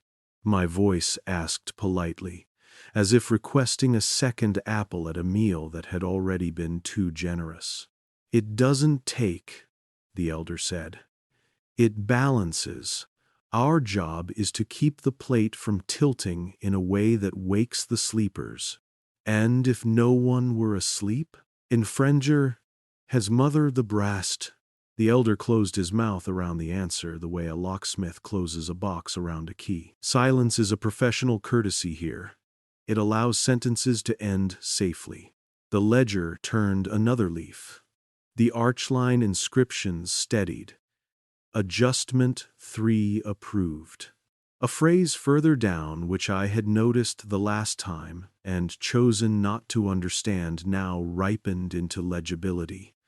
Names redistributed to relics as ornament. I remembered the choir book under seal 4, the 13th hymn, sown quiet, and I became suddenly, irrationally certain that if the melody reopened, a bridge somewhere would remember what it had been built for, and a child would live who had been accounted out of the ledger. Certainty should be suspect in rooms like this. Mine refused to be escorted out. The draft drew stronger. The candle trembled but did not hiss. The chain's links kissed one another, barely. A thin thread of ash slipped from the wick and fell without daring to leave a mark. The arch breathed in. The year with the straight became polite, then professional, then blank. It did not vanish. It was employed elsewhere, smoothed into a litany that would be intoned at a reliquary with good coal heating and better donors. Without intending, no. Intention is a word men use when courage needs a disguise. I extended my hand into the space between ledger and gate, not to stop anything, to measure the draft. The hair on my forearm stood. Memory, which detests being inert, leaned toward the bright like a plant toward a window. "Not closer," the elder said. His voice did not rise. He pressed 2 fingers to the page. The gate, obedient to rules older than will, softened its breath a fraction. The ledger calmed the way a horse calms when a rider who knows what knees are for settles into the saddle. "What happens?" I whispered. "If the gate is open when a man reaches in?" "You are not a man then," he said. "You are a variable, And if the gate opens the wrong way? I was quoting him, back to himself, petty and frightened. Then night pours upward, he said, and clocks drown. And quote, to weeders, it is not poetry in that room. It is engineering with an education.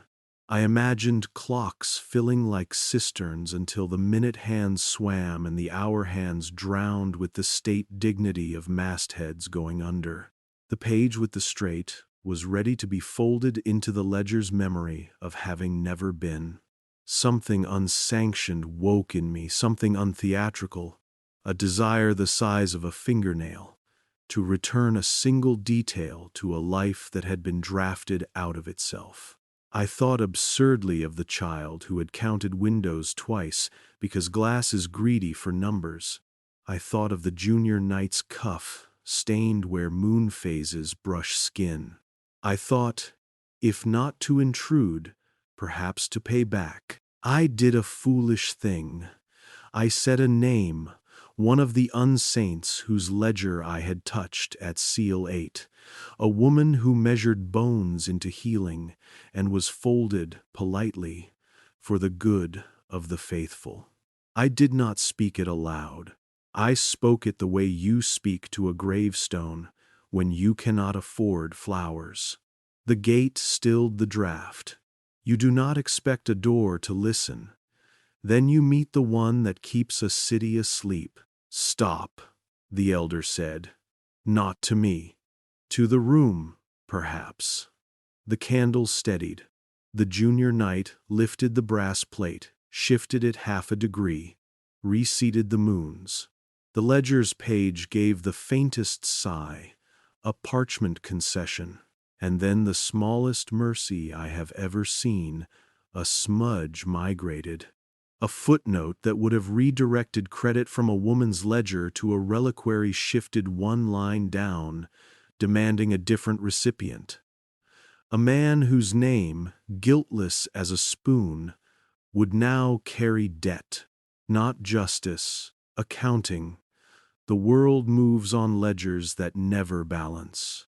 For a breath, this one did less harm to the right throat.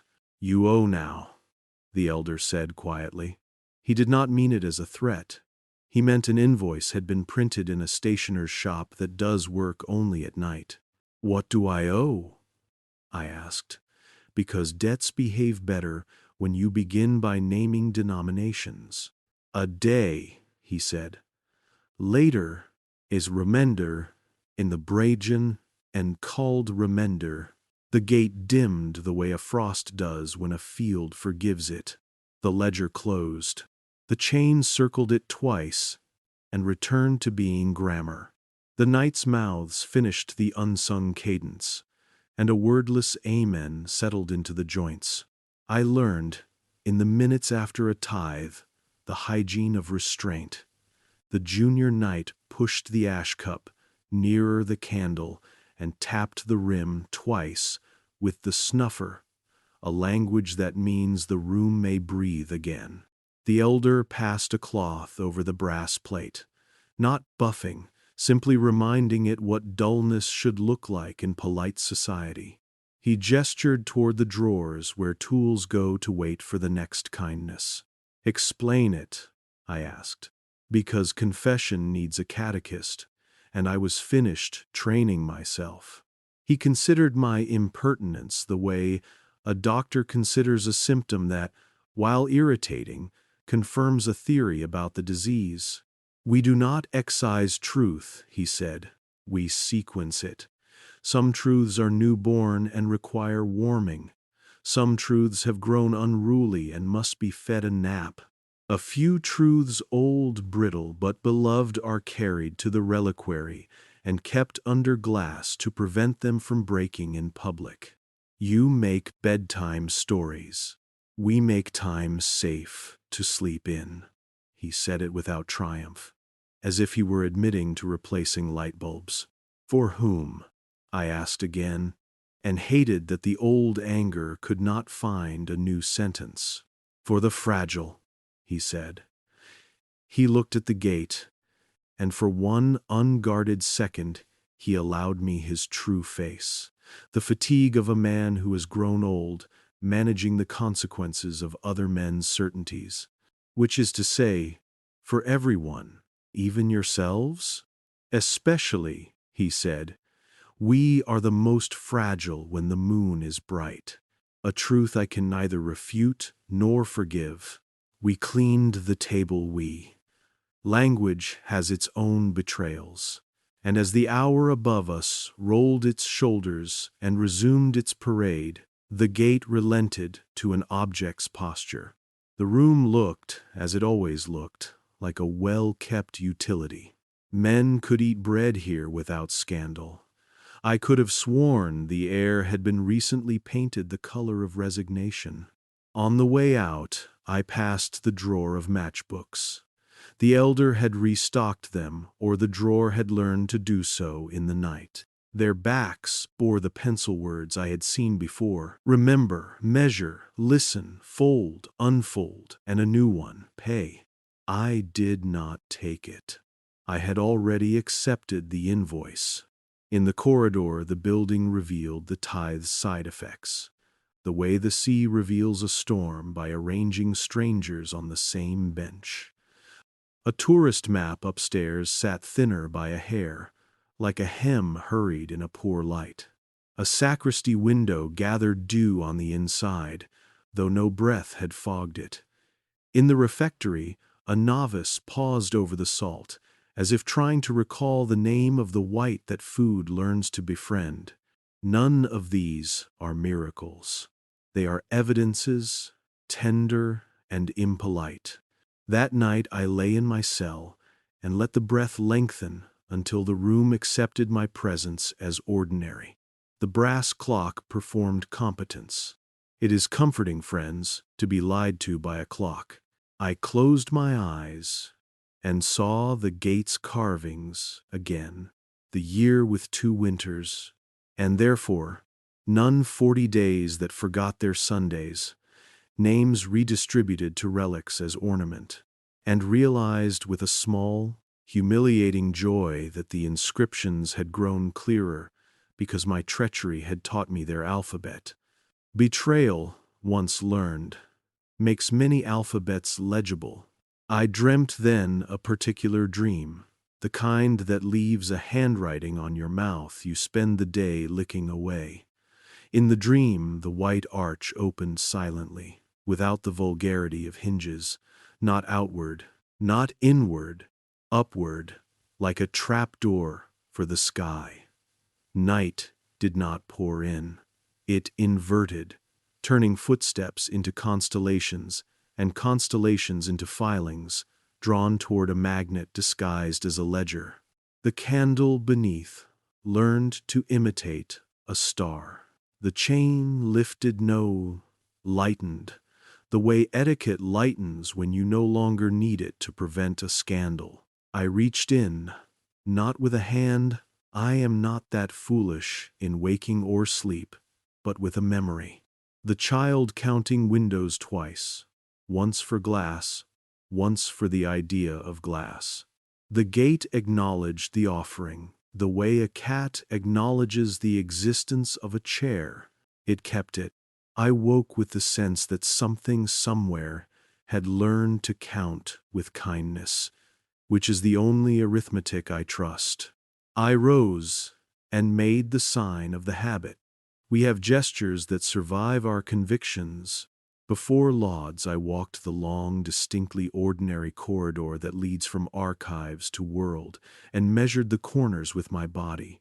A door that had always stuck allowed itself to open as if bribed by weather.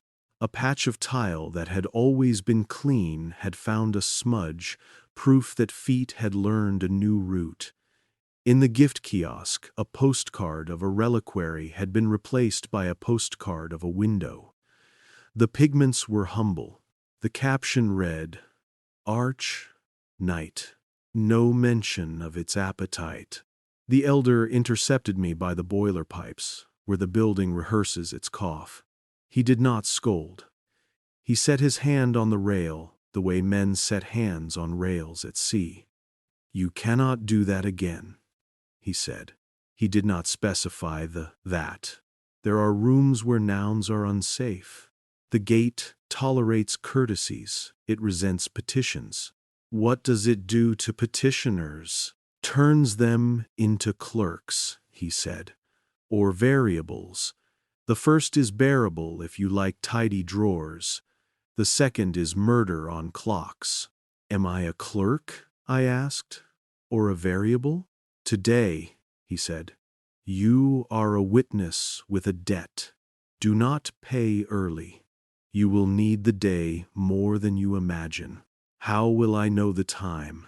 You will smell iron where there is only paper, he said, and left me where rooms return men to their errands.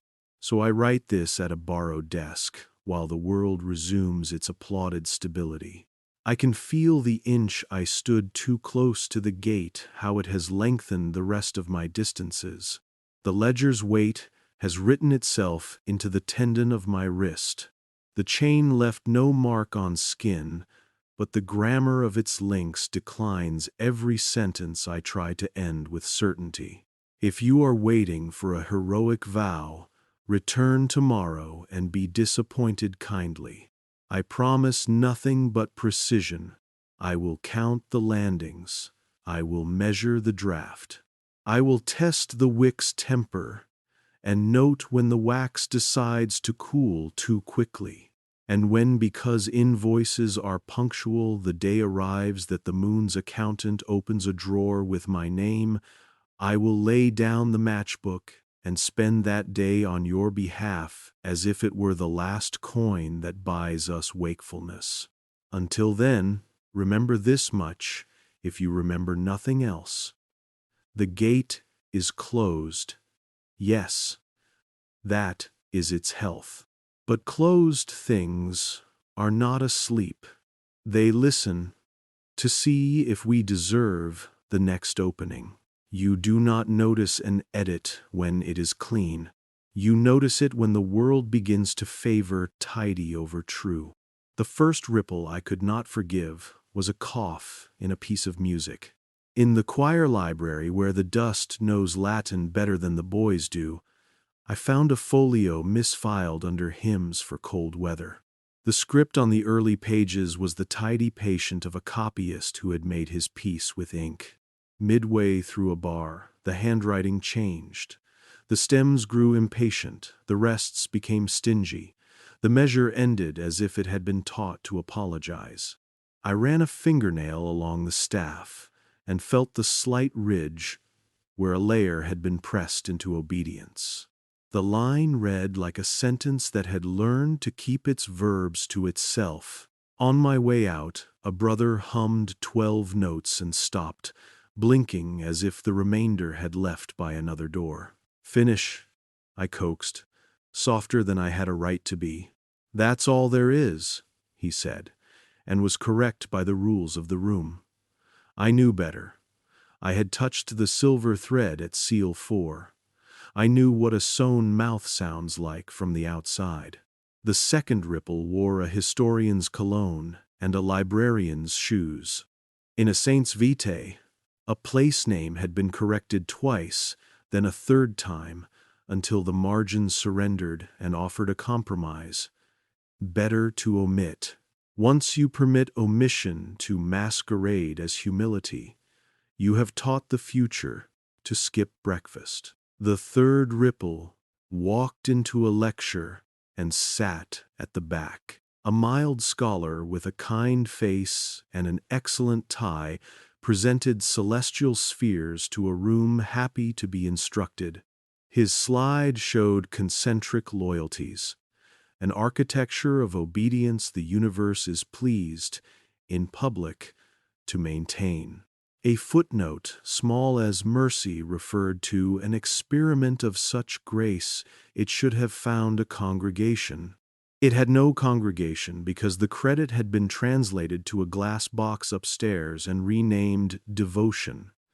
Devotion receives visitors. The experiment was asked to be quiet. I began to inventory these ripples, the way clerks inventory grief, with columns, not lamentation. When fatigue grew bold enough to call itself conscience, I knocked on the sacristy door of a knight whose cuffs bore a smudge where moon phases rubbed the warm part of the wrist. He was trimming a candle as if coaxing a beard into virtue. I used my ordinary voice. "How much does stability cost?" He did not startle. Knights seemed to have edited the reflex. "Less than chaos," he said. "Less than chaos is not an answer," I said, still soft. "To whom is the bill addressed?" He set the snuffer down, as if it were a punctuation mark. "To everyone," he said. "But we amortize it. No one notices the payment if the installments are small. Small like a missing measure? Small like a saint's town edited to match a sermon? Small," he repeated, and I understood with the slow clarity of a bruise that I was arguing with a bookkeeping system that had learned to be kind. "Kindness is a terrifying solvent. Stability is mercy," he added. He had the courtesy to look tired. "For whom?" I asked. The question had worn its way into my throat. It knew the geography. "For the living," he said. "The dead are notorious for preferring accuracy." I might have laughed if my mouth did not remember iron. I began to steal, which is to say, I began to copy properly. Paper is treacherous. It loves fire more than it loves us. So I copied textures. The choir book's sewn mouth, its stitch captured in wax. The groove on the ledger's corner, left by a ringed hand that had pressed for a generation.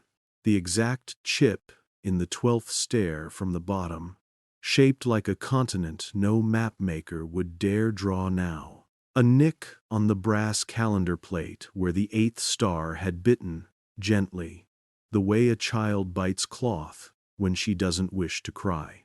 I built a contraband kit from boring things, a tin for throat lozenges that now held impressions, a matchbook stamped, remember, a handkerchief whose corner had been stiffened with wax and would one day be mistaken for bad laundry. I hid these in places polite men do not search, under alignment in the dictionary, behind a framed print of a saint, smiling the way saints are taught to smile when donors attend, in a broom closet where order is restored so often nothing else can survive. I trained my mind like a porter trains his back. In my head I built a staircase of rooms, each landing a cabinet, each cabinet a smell, each smell a sentence. If they burned the paper, I wanted to be able to restack a memory shelf with my hands. Smells are loyal to the crimes they have witnessed. Paste that chose duty, oil that learned to obey, wax that forgave too much. The ripples continued. In the museum kiosk, a postcard of a reliquary replaced a postcard of a window. The caption under the window read, "Arch, Night," as if the world had decided to prefer the abstract over the available. In the refectory, a novice salted his soup twice and looked at the spoon as if it had edited him. In Vespers, the psalms skipped a verse, and the silence made it sound intentional.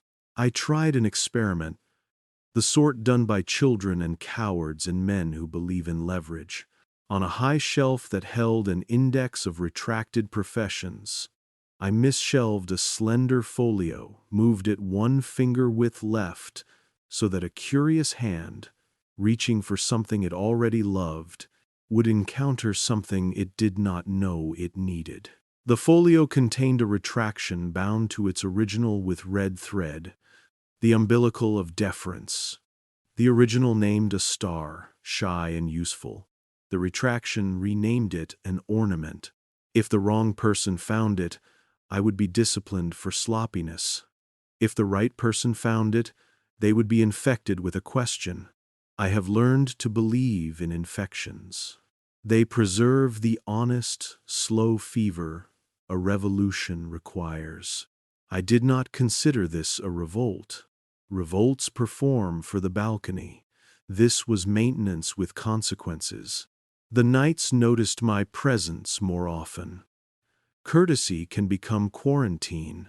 The elder watched me the way surgeons watch a relative who insists on sitting at the edge of a hospital bed, helpful, worried, likely to faint at the worst moment. He did not ask what I carried. He noticed what I no longer put down. Once, when I wiped a tiny ash from the ledger's margin with the side of my hand, he placed his palm on the table, heavy as an anchor. "You are learning the posture," he said. "I am learning the cost," I said. "It is the same lesson." He lifted the cover of a ledger I had not seen before, smaller, fastidious, binding intact. The pages were filled not with dates, but with corrections to corrections. Each entry had a calm verb: reseat, soften, return with gratitude. Beside one note credit redistributed to relic as ornament someone had written in pencil, smaller than discretion, until someone remembers where it came from. The elder's hand hovered over the pencil mark. He did not erase it. He turned the page. The building continued to report. A corridor that had always smelled of linen learned to smell, briefly, of storms. The brass clock upstairs gained a minute, and then regained its composure without my help. In the basilica, a tour guide told a story about a saint who had blindfolded himself against pride. A child in the group tugged her mother's sleeve and insisted the bandage looked, in the painting, like stitches. The mother hissed. The child resumed counting windows with her lips. I confronted the elder properly once, in a sacristy whose walls had memorized moonlight in case the sky forgot. He laid out vestments stitched with circles, waxing, waning, waxing the cloth, not decorative but didactic. "You are accountants," I said. "You tithe the parts of memory that won't fit the liturgy, and reconcile the rest to sleep." "We are custodians," he said. "Of loss." "Of order," he corrected, which is a word that means loss kept on a leash. "You cut questions down to size," I said. "We time them, so they won't wake the sleepers. Then never have the scribe, and the scribble longs. So they won't break the sleepers," he said, and I looked at him and saw for a breath the person to whom mercy had been given as a task so often that he had forgotten what it is as a gift. He genuinely believed he was keeping the world from shattering against its own curiosity. "The world is already cracked," I said, softer than I meant. "We live by the drafts that come through." He turned a knife in his hand, not like a threat, like a memory. "If you love drafts, Father, you will love what happens when the gate opens in the wrong direction." "Teach me," I said, and he shook his head, not to deny me knowledge, but to deny himself the luxury of imagining it aloud. "No," he said, "some pictures do not want paint." I left a matchbook on a windowsill where the knight remembered the outline of the gate. On the back, I wrote in pencil measure. A novice found it and used 2 matches to relight a beeswax candle during a storm that extinguished the knave's patience. He replaced the matchbook without looking at the back. It is not necessary to preach when you have scheduled a small, decent necessity. The revolt, if that is the right word, declared itself by accident. A visiting scholar, too kind and too thorough for tenure, asked to see a reference that had once existed regarding the renaming Rite under the 8th star. The librarian, good, precise, genuinely helpful, retrieved a volume that had learned to behave last century. The page was there and was not there. The scholar's lips moved through the description, then stopped the way a hymn stops at 12. "There should be more," he said, bewildered, not disappointed. "There is always more when the names are involved." He looked at me the way strangers look at fire escapes, with gratitude tinged by the fear of heights. "You work here," he said. "I do," I said. "Then you know," he said. "I know what belongs in which drawer," I answered, and fetched the index of indices. I ran a finger down the tabs until the room permitted my finger to pause. The pointer led him to a card that led him to a shelf that yielded Seal 7's faint star drawn in a hand that could not decide if it was science or prayer. He didn't say thank you, which is how I knew he deserved the page. People who say thank you too quickly have outsourced their gratitude. That night, someone had moved the brass plate a 1/4 degree and left it that way. The moons engraved along its rings commented politely on the change.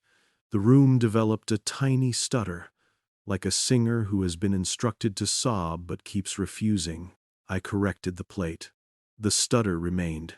You cannot return some things by resetting the instrument. The world had tried an expression and liked the way it felt. I kept making copies that aren't copies. In the museum corridor where donors learn to love glass, I brushed my sleeve against the base of a reliquary that had eaten a scientist's name, then pressed the fabric to paper. Later, in my cell, I rubbed ash into that spot until the weave held a shadow of the inscription you cannot read because letters are not allowed to look like themselves inside a cabinet. I wore that sleeve to prayers. It felt like blasphemy. It felt like being honest about a draft. The elder began to greet me with less ceremony and more precision.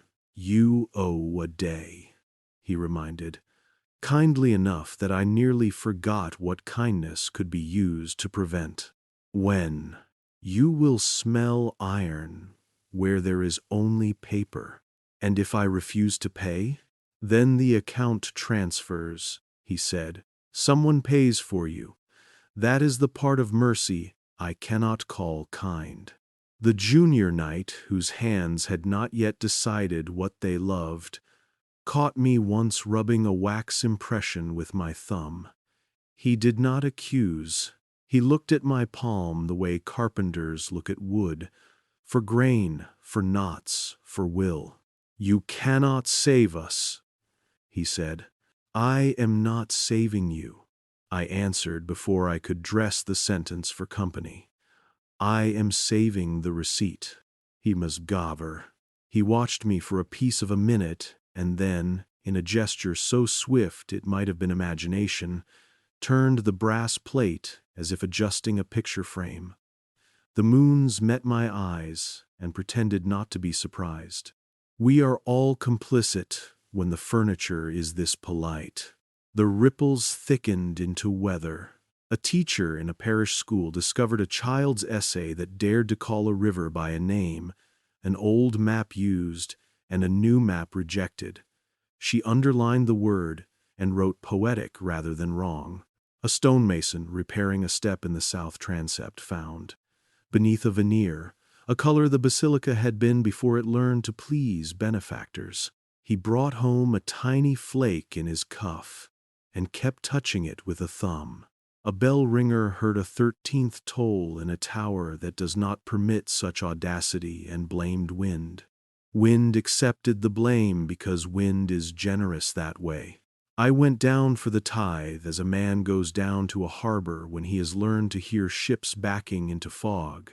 The room performed competence. The ledger opened and did not yawn. The candle wore its trimmed mouth. The chain pretended not to admire itself. The arch glowed with the good bone of self-respect. The elder rehearsed not looking at me. The junior remembered how not to be young. What if? I asked when the page turned to a year that once held a bridge. What if, just this once, we let a question mark live? You want spectacle, the elder said. Questions left breathing are spectacles. I want trial, I said. Not theater, a controlled restoration, a day returned from the mirror scroll for a measured hour. We watch the bridge. We count the child. The junior's eyes flickered toward seal 13 as if a bird had flown, foolish and beautiful, into a church. The elder closed the ledger, not to refuse, to breathe. You are arguing for experiment, he said. We learned long ago that experiments teach faster than we can forget. Then teach, I said, surprising myself with the tone of a man who believes in the usefulness of verbs. The elder rubbed the bridge of his nose the way a mason rubs limestone dust into the lines of his hand. We restored once, he said. The bridge stood. The child died. We restored again. The child lived. A war arrived a year early and ate a village that would have otherwise been spared long enough to have grandchildren with photographs. You cannot guarantee outcomes. I can guarantee receipts, he said, and I am tired of reading them in rooms where the air smells like iron when it should smell like glue. One sumwid, he opened the ledger again and, with a tenderness that humiliated me for having expected victory, began to sequence the night. He would not return the day. He would not sew it tighter. He would place it where hunger could not find it easily, and where a curious hand might, if it learned to love boring drawers, discover it in time. This is how revolts fail and succeed simultaneously. Nothing catches fire. Everything warms. I left the tithe with the matchbook in my pocket, and a new word penciled on its back. Use. On the stairs I passed the landing labeled 7 in recess, and as always, considered then declined trouble. On the upper corridor, the brass clock had decided to be honest and lagged 3 minutes. I did not correct it. A tour group drifted past, a tide of shoulders and benevolence, and one man paused at a window that framed the white arch in a way windows should not be able to do. "What's that?" he asked no one. His wife said, "Stone," he said. "No, the way the stone is listening." That night I set the contraband kit on the table and took inventory.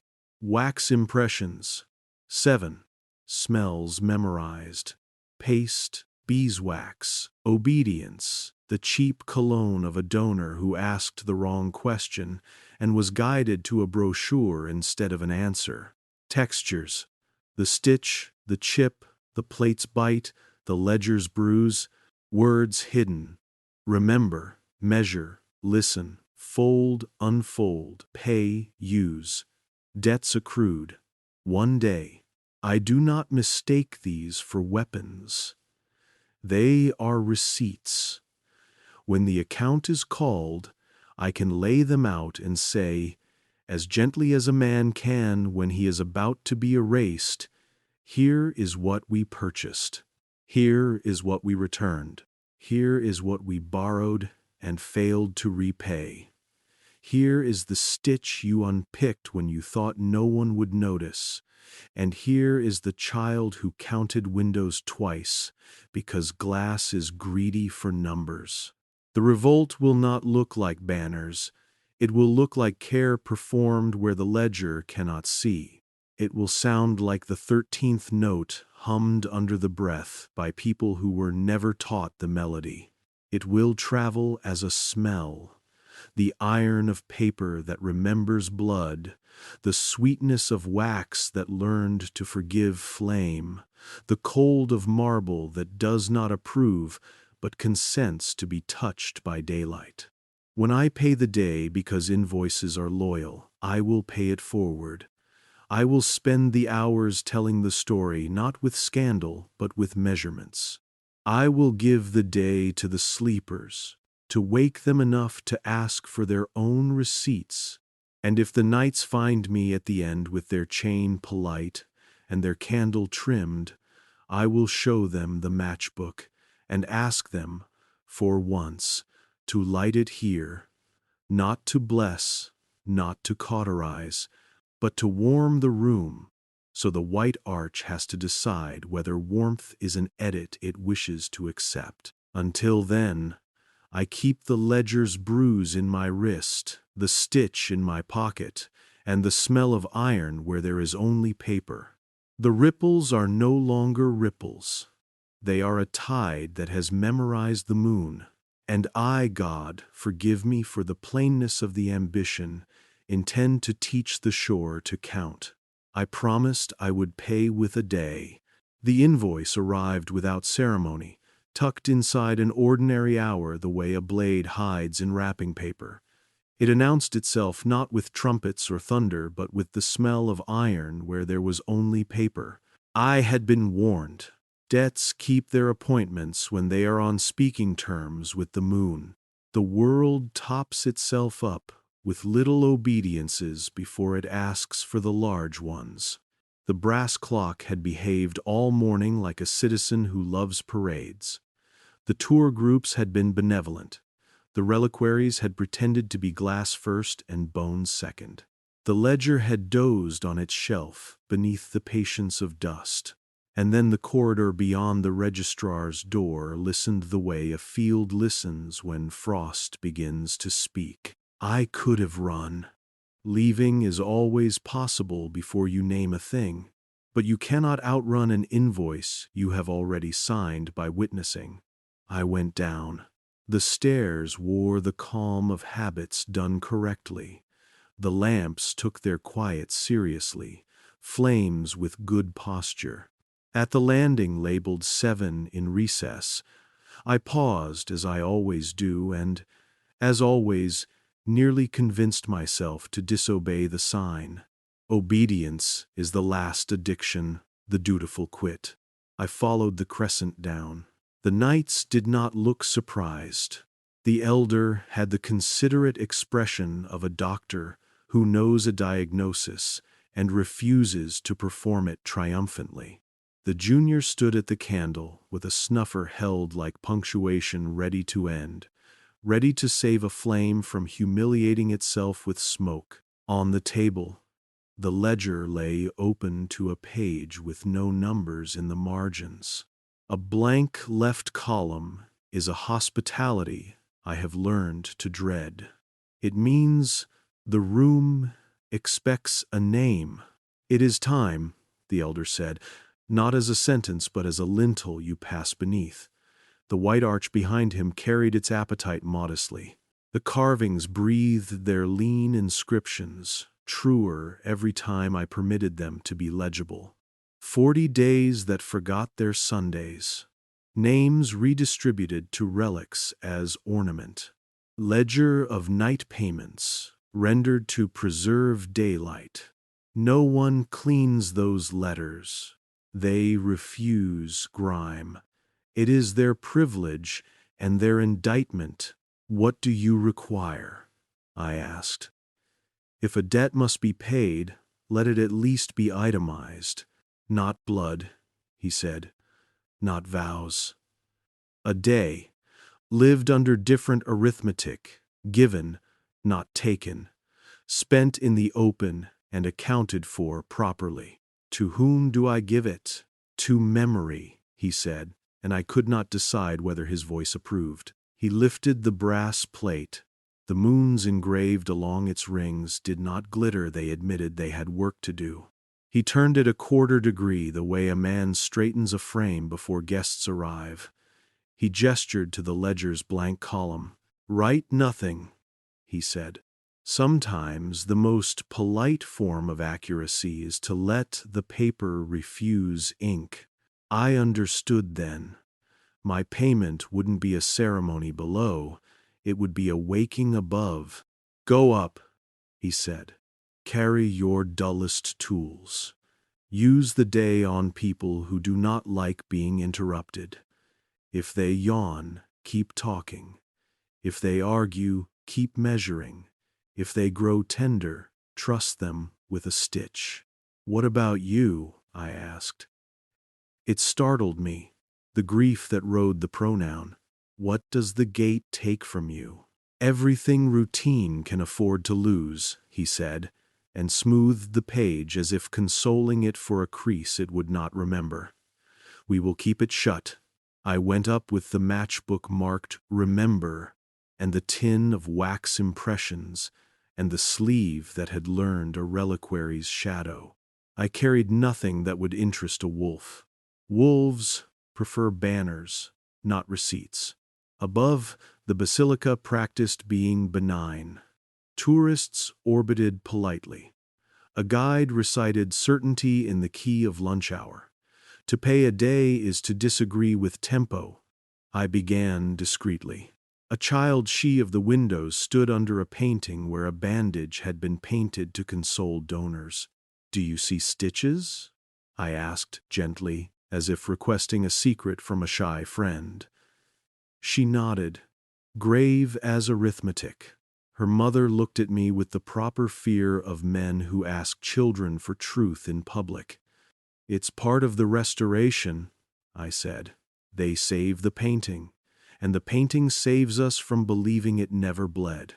The mother relaxed because the sentence wore a museum's jacket. The child resumed counting panes, once for glass, once for the idea of glass. I moved on. In the museum corridor, a placard praised a reliquary for its provenance dates, authenticators, catalog numbers so tidy they could have been ironed. I stood beside a couple whose kindness clung to them the way a scent clings to wool. "Do you ever wonder who gets retired when a box receives a name?" I asked as politely as a man offers a seat on a crowded train. The woman frowned thoughtfully. The man considered the brass plate beneath the case and murmured, "Someone always does the work." I nodded and said nothing else. "Argument is a poor midwife." He leaned closer to the glass, and for a second the case reflected not his face but a ledger's. He rubbed his eyes. "Sight returns changed when memory has an invoice to pay." At the choir desk I unstitched nothing. I do not pretend that heroism lives in my fingers. I only turned the pages with slowness. The boy who had coughed on the 13th absence hummed again 12 notes, then shame. "It's there," I said without looking up. "Not in ink, in the space that taught these notes how to stand." He tried again. 12 notes, then a hum barely audible, the size of a candle's thought. The room did not forbid it. He looked at me, terrified by his own obedience to courage. I winked the way priests are not trained to wink, like a conspirator of gentle crimes. I found the scholar who had asked for the renaming rite. He stood by a window with his notebook closed like a mouth after a difficult question. "It isn't missing," I said. "It's resting in a system that tithes restless pages to keep docile ones safe. If you want the footnote, ask the index of indices to be kind." He blinked. He is the sort of man who doesn't hide his competence behind fashion. "How did you find it?" he asked. "By being boring," I said. Boredom is the velvet rope across the exhibits, marked, "Not tonight, duck under," slowly. I visited the sacristy, where the vestments wore their lunar lessons without vanity. A young knight, not yet made young by duty, stood considering a thread out of place. "Stability is mercy," I said, "because a man should receive back his creed in the voice of someone who has learned its cost." He nodded, startled that I had chosen accuracy over theater. "But mercy is not sleep," I added. It is rest between questions. His hand relaxed. He let the thread be. In the refectory, a novice salted his soup twice. I told him, "You are not wrong. Your hand remembered what the cookbook forgot to print." He wept once, almost invisibly, the reprimand of a man whose kindness has been made to suspect itself. We are more obedient when our gentleness is doubted. It is the ugliest arithmetic the tithe relies on. Midday found me in the archives with a woman who wore her career like a careful coat, proud, practical, ready for weather. She needed a date that used to live in a century that has since been folded. "The ledger won't give it back," she said. "What should I cite?" "Cite the smell," I answered. "Paste, beeswax, obedience." Include the shelf scratch at seal 4 and the micro tear on the 12th stair. Describe the texture of the truth. If they burn the paper, the shape will remain. If they politely deny the shape, you will still have the rhythm. She stared, as if I had handed her a toolkit that finally fit the screws. Afternoon leaned toward evening. The day demanded its larger coin. I returned to the staircase, the corridor, the landings that count like a moon. I descended to the drawer of matchbooks and took the one I had left marked measure. I left it on a windowsill where drafts practice being evidence. Someone, custodian, pilgrim, clerk, would need it when the lights told a different story. I went to the gate without an escort. The room accepted my presence without applause. The elder stood with his hand on the ledger, palm light, like a man testing a door to be sure it's locked, not against the world, but against the wind. The junior stood by the candle with the snuffer in the posture of a sentence not yet punctuated. "I've spent most of it," I said. "Not spectacularly." "We do not accept spectacle," the elder said. "We accept accounting, and developed. And develop to one us, then count me," I said, stepping to the polite edge where even insubordination remembers its manners. He opened the ledger to the blank column.